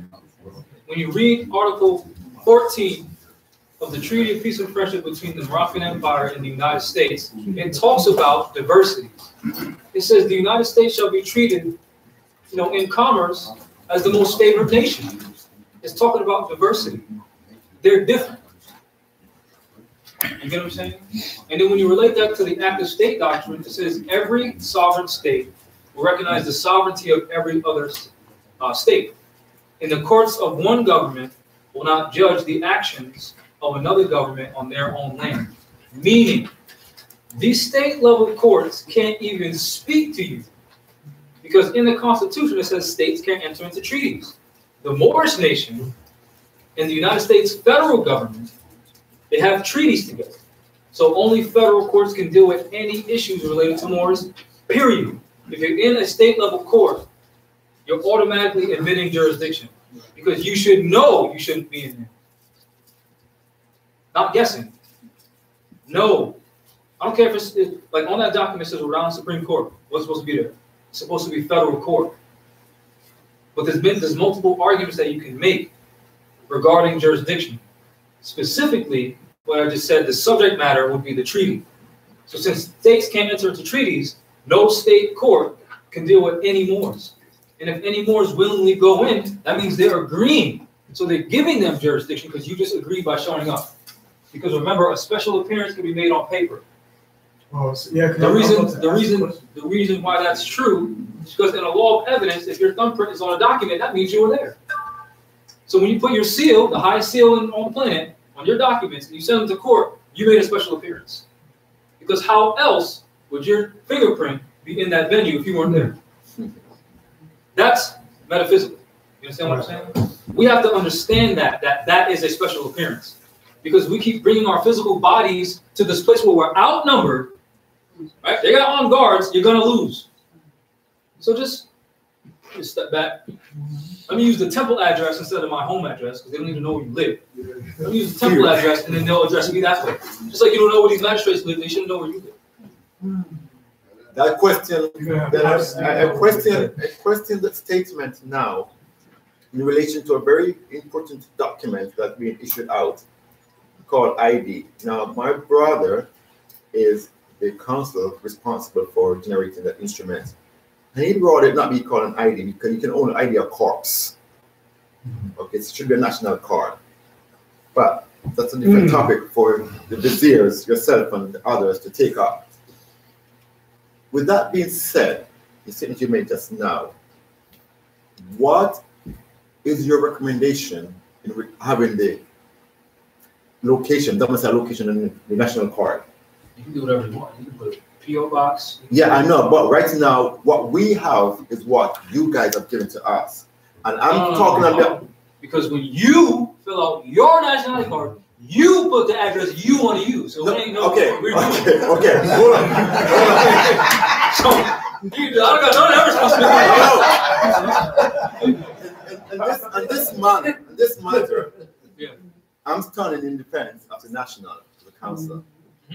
As a section leader, 2IC, corporal, sergeant major, lieutenant commander, general, whatever. I never stand for above. I always go for below. I cover those who cover my back. You're a vizier. I'm a counsel. Therefore, for the nationals who are ignorant right now or just become nationals, I gotta go to you. The vizier gave us, speaking on behalf of myself and my brother, a template. On the template, the layout has the domicile location. And I am suggesting, as a dialogue with you, that matter be that situation be re-evaluated, and my suggestion that it be removed and be known to and be taught to the national not to put your domicile location on any documentation that can be confiscated from you and used against you. It's not a very wise idea. So I'm asking you that you present this to the vizier and to the consul general to be looked into. I will. Thank you. Sorry, I thought you were saying something else. I thought you were putting the blame. I was like, no. No, interpretation. Individuals, thank you. I apologize. I accept that. Yes. Well, you're right, because be careful, using the metal dress and all that, because I know brother, whatever he said to the magistrate, I know they sent out like 100 29, you know, the security guards. And we kind of ran for a little bit because, you know, nobody wanted to have their door and mother's sake. So, and I was trying to find my tree, you know, I put them in paper. So we found the tree, find feds got and everything. We went down to the sheriff department, stopped off. When we seen that feds, he goes in our hand, it was like, how can we help you? We explained. And so I just sent people to his house saying that he's criminal. Oh no, you know, basically brother came and said that's how we do to the lieutenant. You know what I'm saying? We said, but we seen that fed, that European look on and out of here, like what do they want? You know what I'm saying? Like basically he want the court date. The faces accuser, which is the magistrate, sending these people at him because he did a writ basically saying, this, you know, like whatever he put in the writ is basically saying, I destroy your livelihood. Which you can remember the European, they don't get based on credit. So what it is, you know, a lot of people don't know if you get into that credit bureau, become a member of the credit bureau, you ever seen commercials where you see this credit scores 888 and one over here is performing like 500? That destroys their credit. So they don't want that type of stuff because them people don't know how to live without, you know what I'm saying, like the way we survive. They kill themselves, you know what I'm saying? You're right. How do you do it? Now, can I add on to what you're saying? Credit is also reputation. Yes. Yeah. Irregardless of any number. What you're saying is true, so don't think I'm knocking down what you're saying. We can also destroy their reputation by constantly showing proof. Case dismissed, case dismissed, case dismissed, case dismissed. By constantly exposing them, they're not following the law. They're not following the law. That destroys their reputation internationally. So wait, you're treating the Moors like that. We don't want to do business with you. So we also can look at it like that. Be careful, Moors. There's be some Moors claiming that they know their status, which is true. But I had like 15 Moors who showed up in the federal venue. And my brother was from the Washington. You know, the treaty said Moors. You know what I'm saying? Remember that. Yep. And none of his Washington brothers showed up. So we showed up 15 deep. And I'm telling him, look at the magistrate.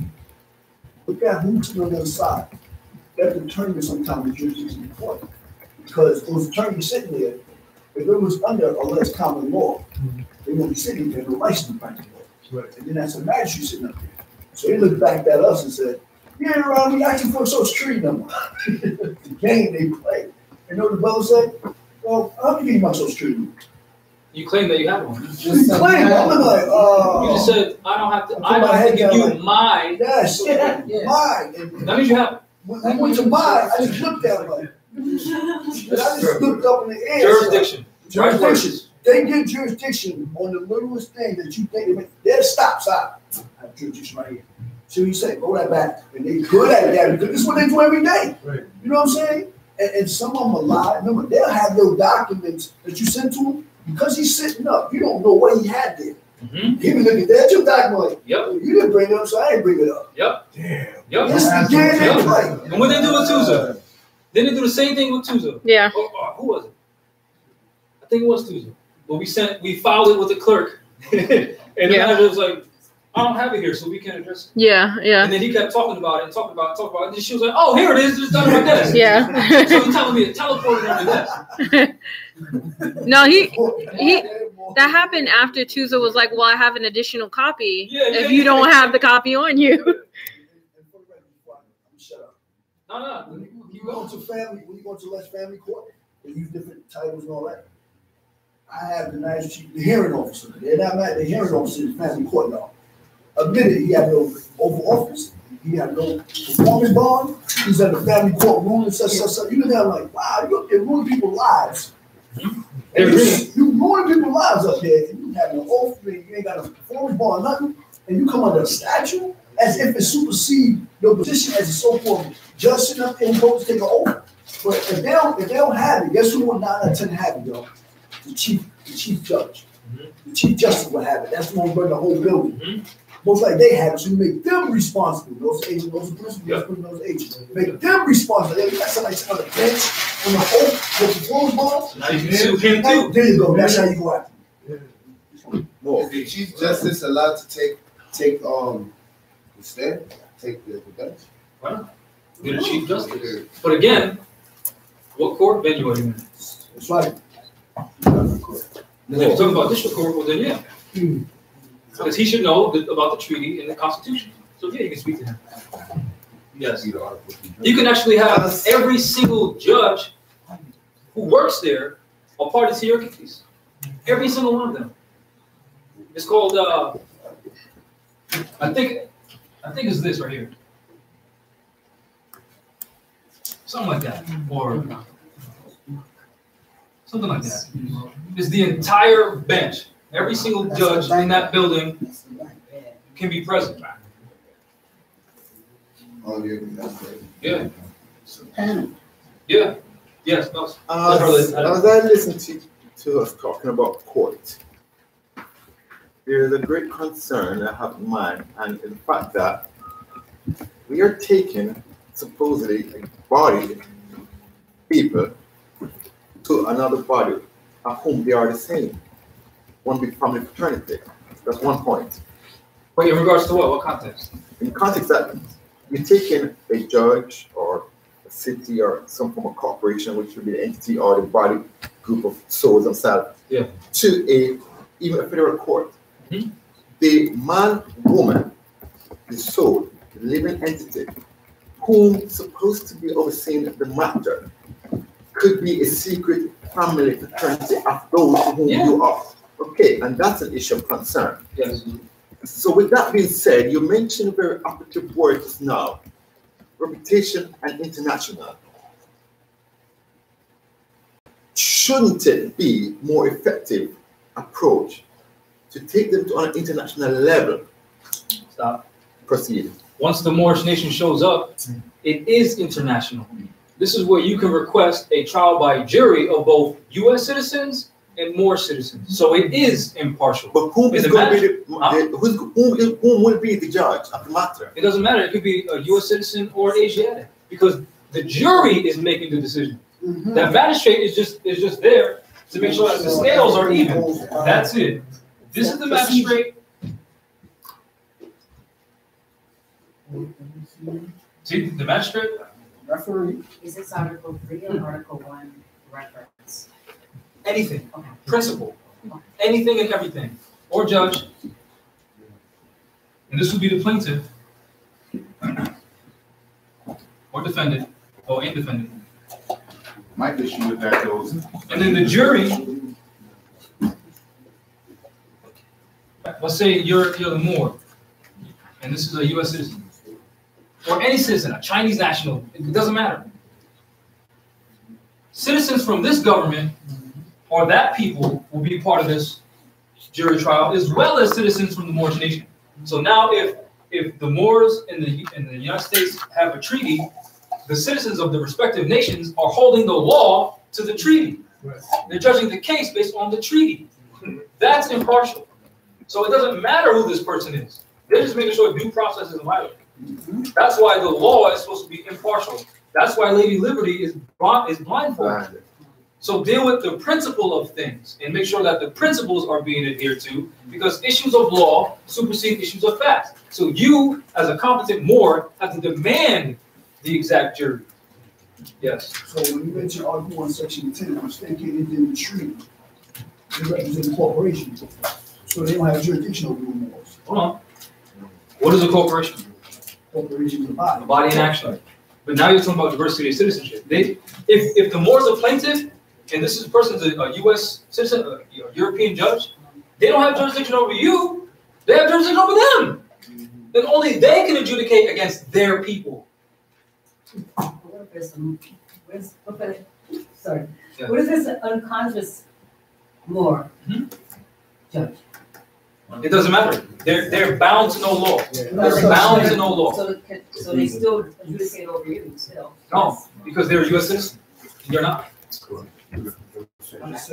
Yes. My thing with that, right? Now, what if I don't want a jury trial and I want a trial by judge? Then don't cross out the jury trial. Well, I'm saying, because now how is this judge from me?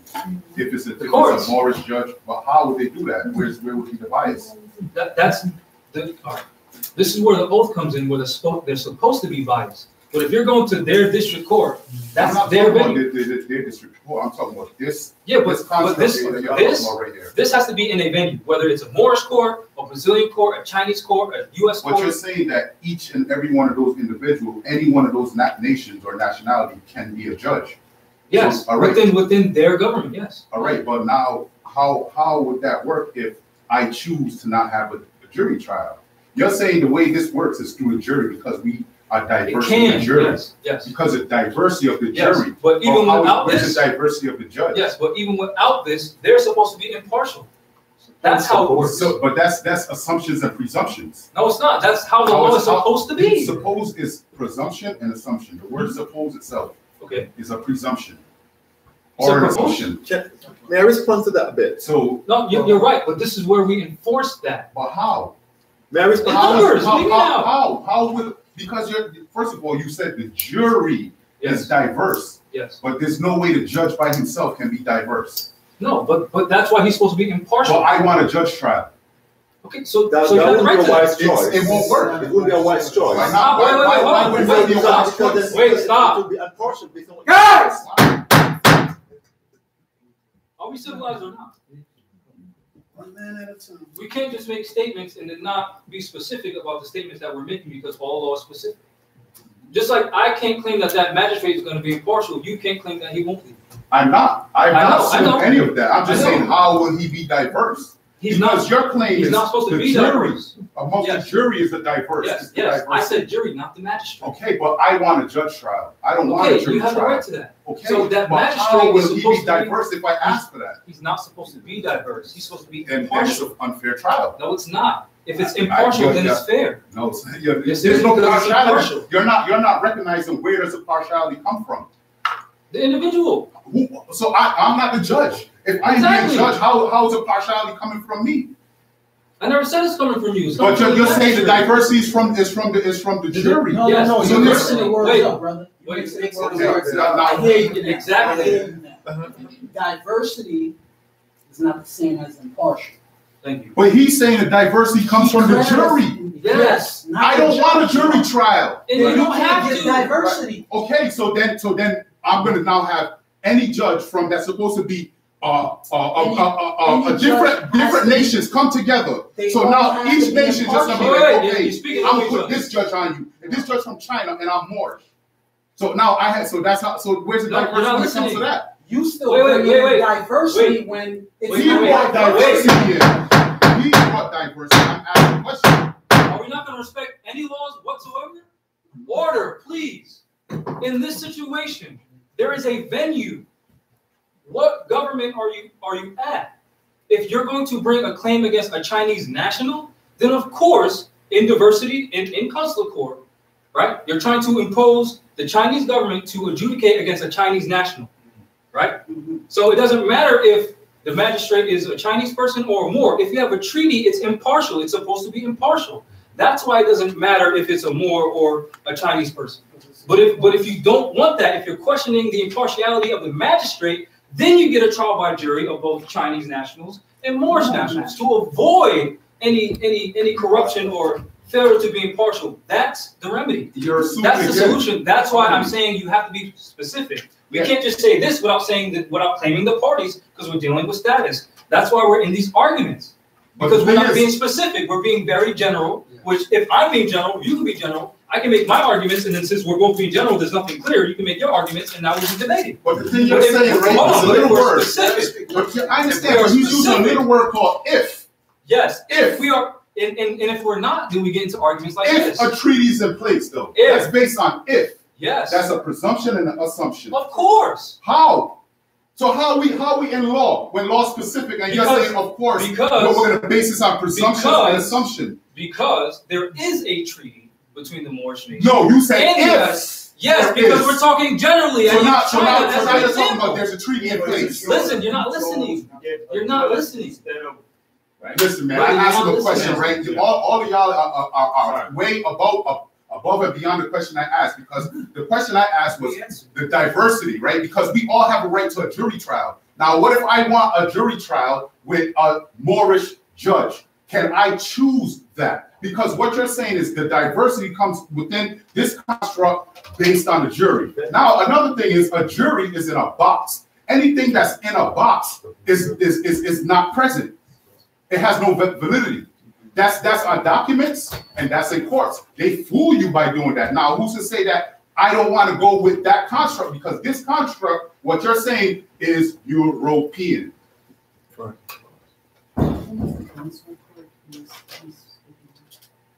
I don't know what court he's speaking of. It seems as though the framework needs to be established. If you don't have established framework, then you're going to get all kind of arguments. Exactly, presumptions and assumptions. Yeah, but once the framework of whatever argument it is, if the framework is established, then you can get the remedy you might be seeking. But if there's no framework established, all you got is a straight up argument from everybody. Look at it like this. Look at it like this.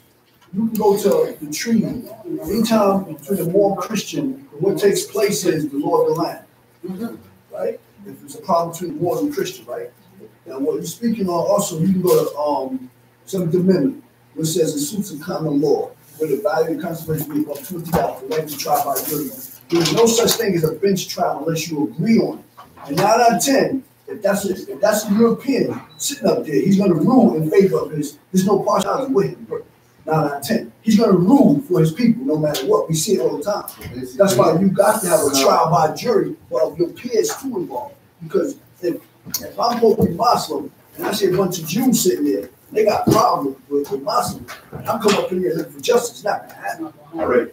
From my experience, I've had a better, matter of fact, I beat a case with trial by judge than, and I've seen other people. I never went to jury trial, but I went to trial by judge, got it dismissed. The only person that I know of in Rhode Island that they told me under a gun court judge named Judge Krause in Rhode Island that got a, what you call a 32F dismissed in front of a judge here in this territory. Okay, now a trial by jury, it's 12 people who has to make up their mind. I have to defend myself to 13 people now.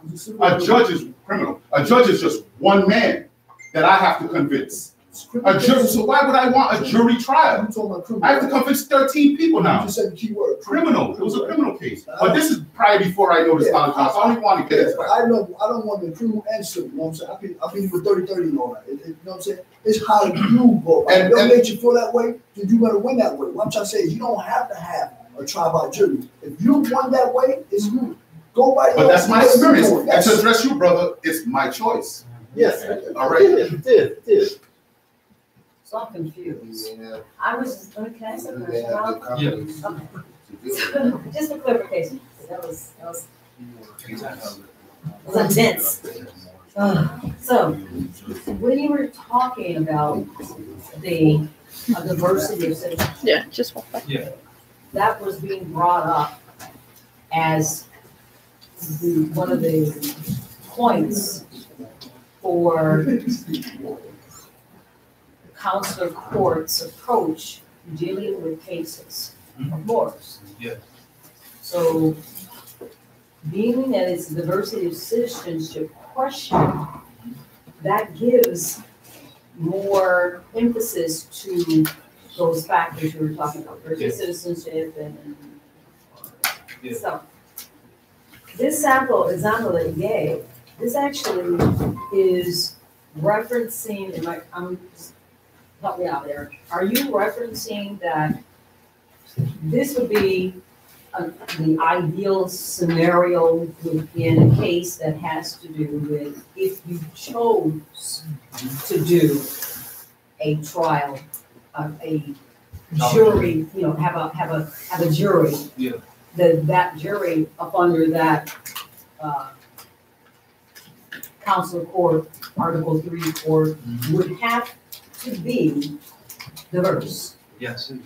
So, what he's talking about is his own personal scenario in which he feels from his past, his strength in getting a favorable outcome, right, would be if it's just a bench trial.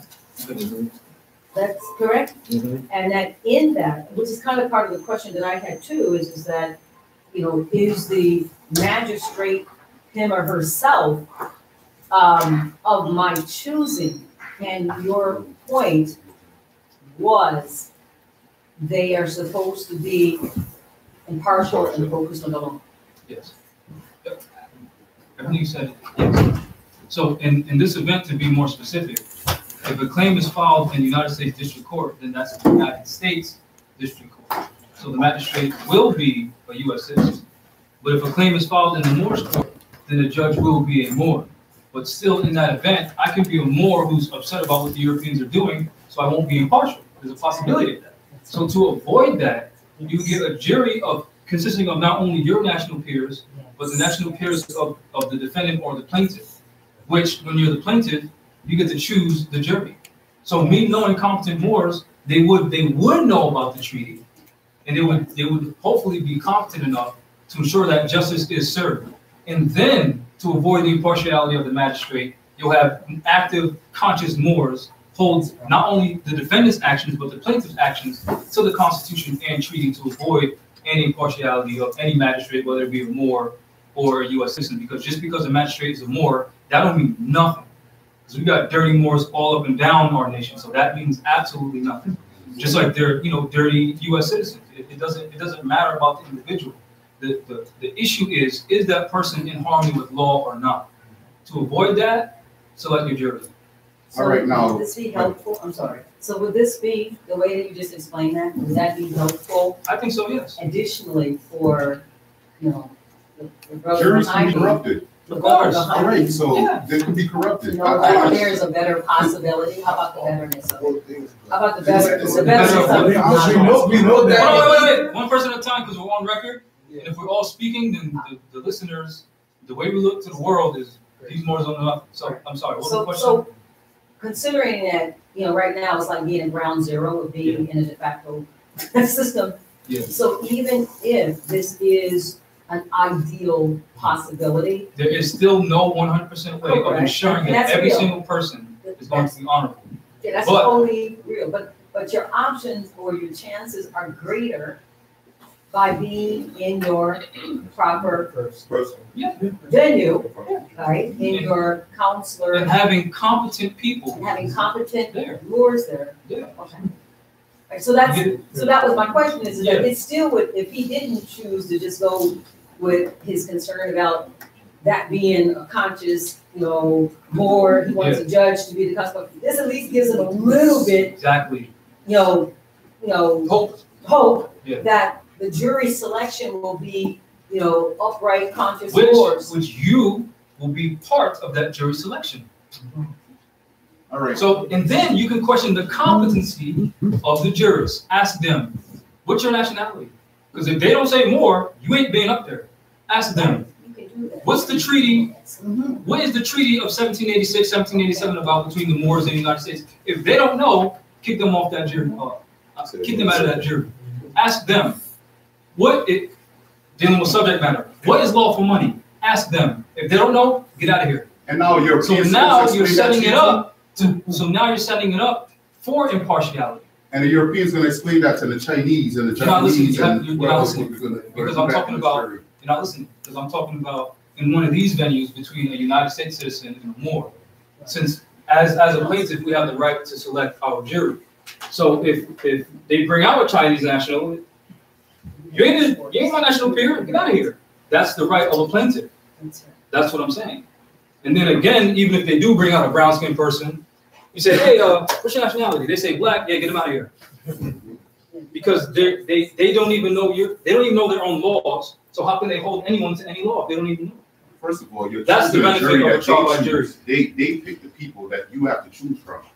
Exactly, and you get to question their competency. Well, that's what I'm saying. I understand that, but Yeah. the way that construct right there, my opinion, and I'm no idiot. I don't think that would ever work. That's fine. And I don't only for speaking someone opinions to and try to theories. follow that because the thing you're basing it on is a if. First of all, and then it's like there's so many different criteria that has to be involved. Like, all right, which language is it going to be written? That's all right. Now, who's going to agree to this? The parties. Because you're talking about diversity now, so this going to have to come with a whole bunch of nations. Who can't agree now? No, we're only talking about. Can't agree now. On the board, since we're talking about on the board, it's only the Moorish nation in the United States. That's diversity. Okay, but we can. Moorish nation and United States citizens can't agree now. So yes, we can. I have European friends. You got it, brother. You got it. I can't debate when, or not even debate or exercise what I'm trying to say to you, where to show you the faults in this construct. So basically, because it's based on if there's actually no facts on what you're saying right there, or how this can actually go forward and move forward and work. It's just basically verbs, adverbs. Of course. But we're not basing verbs and adverbs. Because we are fact. Do you know who this everyone in here is fact? You're not listening. Do you know who this person's going to be? Oh, so I cannot tell you what's going to happen in a room that I have not been in, and I don't know who's going to be in that room. Yeah, so I can't guarantee you that every Moor in here is going to know about the treaty. But I'm telling you that you have the right to select your jury, so you can ensure that that's happening. You're going to create this treaty? No. The treaty already exists. Interject on in the courts. The treaty for us going to court and having this jury. The Treaty of Peace and Friendship exists. Does not have to do anything with courts. Do you know the treaty of peace? Yes, but it does not have to do with courts. No, in court you enforce the treaty. In court, you enforce the treaty, and the people of the jury. First of all, the treaty has to do with commerce. It has to do with their trading with us. Okay, so how are you going to enforce that in court? Because it says in any issue or controversy between any Moor and U.S. citizen, counsel shall determine. Meaning, in any issue whatsoever, civil, criminal, commercial, counsels will be present. Meaning, the treaty is applicable. Well, who's agreeing on this? You don't have to agree on it. Wait. Our ancestors, but they have to have some kind of authority. Our ancestors and the United States agree on it. They have to have some kind of authority. It's not me. They have to have authority. They have to have like delegates that agree upon this. Yeah, that's what Congress is for. That's what the Moorish nation is supposed to be for. So to determine these things. So now Congress would agree with this construct when they have their construct. That's how they set it up. Literally, go to caselaw.finelaw.com. and look up any case between the United States and any other national, and you tell me if they have to set it up or not. They absolutely do. So, yes. This treaty of peace and friendship, right? You've been to court? Have you gotten universal treatment in court?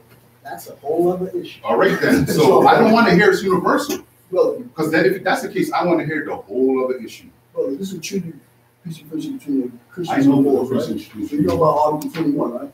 I don't know of heart, but I know. Article 21 says, if any citizen of the United States shall kill or wound a Moor, on the contrary, the Moor shall kill or wound a citizen of the United States, the law of the country shall take place. And equal justice shall be.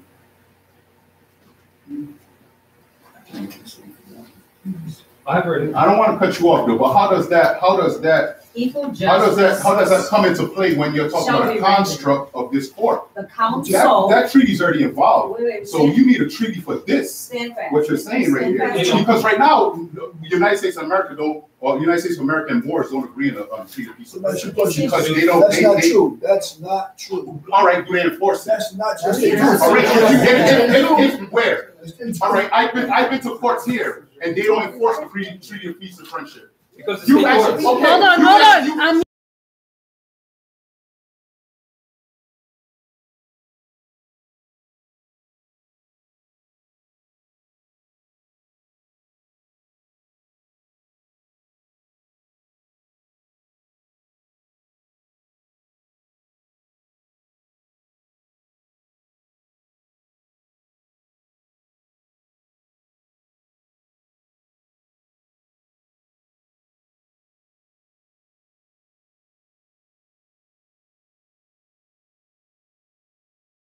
Agreed that treaties will be part of the state courts. States cannot enforce treaties. So of course they can't honor our documents because we're in the wrong venue. The proper venue is district court, right? But by sending them those documents, we're putting them on notice that there is a treaty involved. Then it's on us to bring it to federal court. But that's a separate construct. We're talking about this construct right there that you just put on the blackboard. Yes, but you asked me about me sending documents here. No, I'm asking you about that construct right there. My original question had to do with this construct. Every question I've asked you so far has to do with this construct. Yes, but you just said I sent documents to these courts, right? Yes. You said. And I'm telling you, yes, they did not honor it because it's state level. All right. So that's what I'm saying, because now, so who will, with this diversity now, if we can't agree, where is the diversity going to come from in this construct? Exactly, you answered my question. Because right now they're not even the documents you sent them. They're not even addressing this. Like, what? Hold on. Every case that I've dealt with in state level court has gotten dismissed. I'm not talking about state level courts. The documents that you sent to Gina Raimondo. That's state level. That's do they still recognize state you? level. Okay, but I'm talking. It's actually governmental.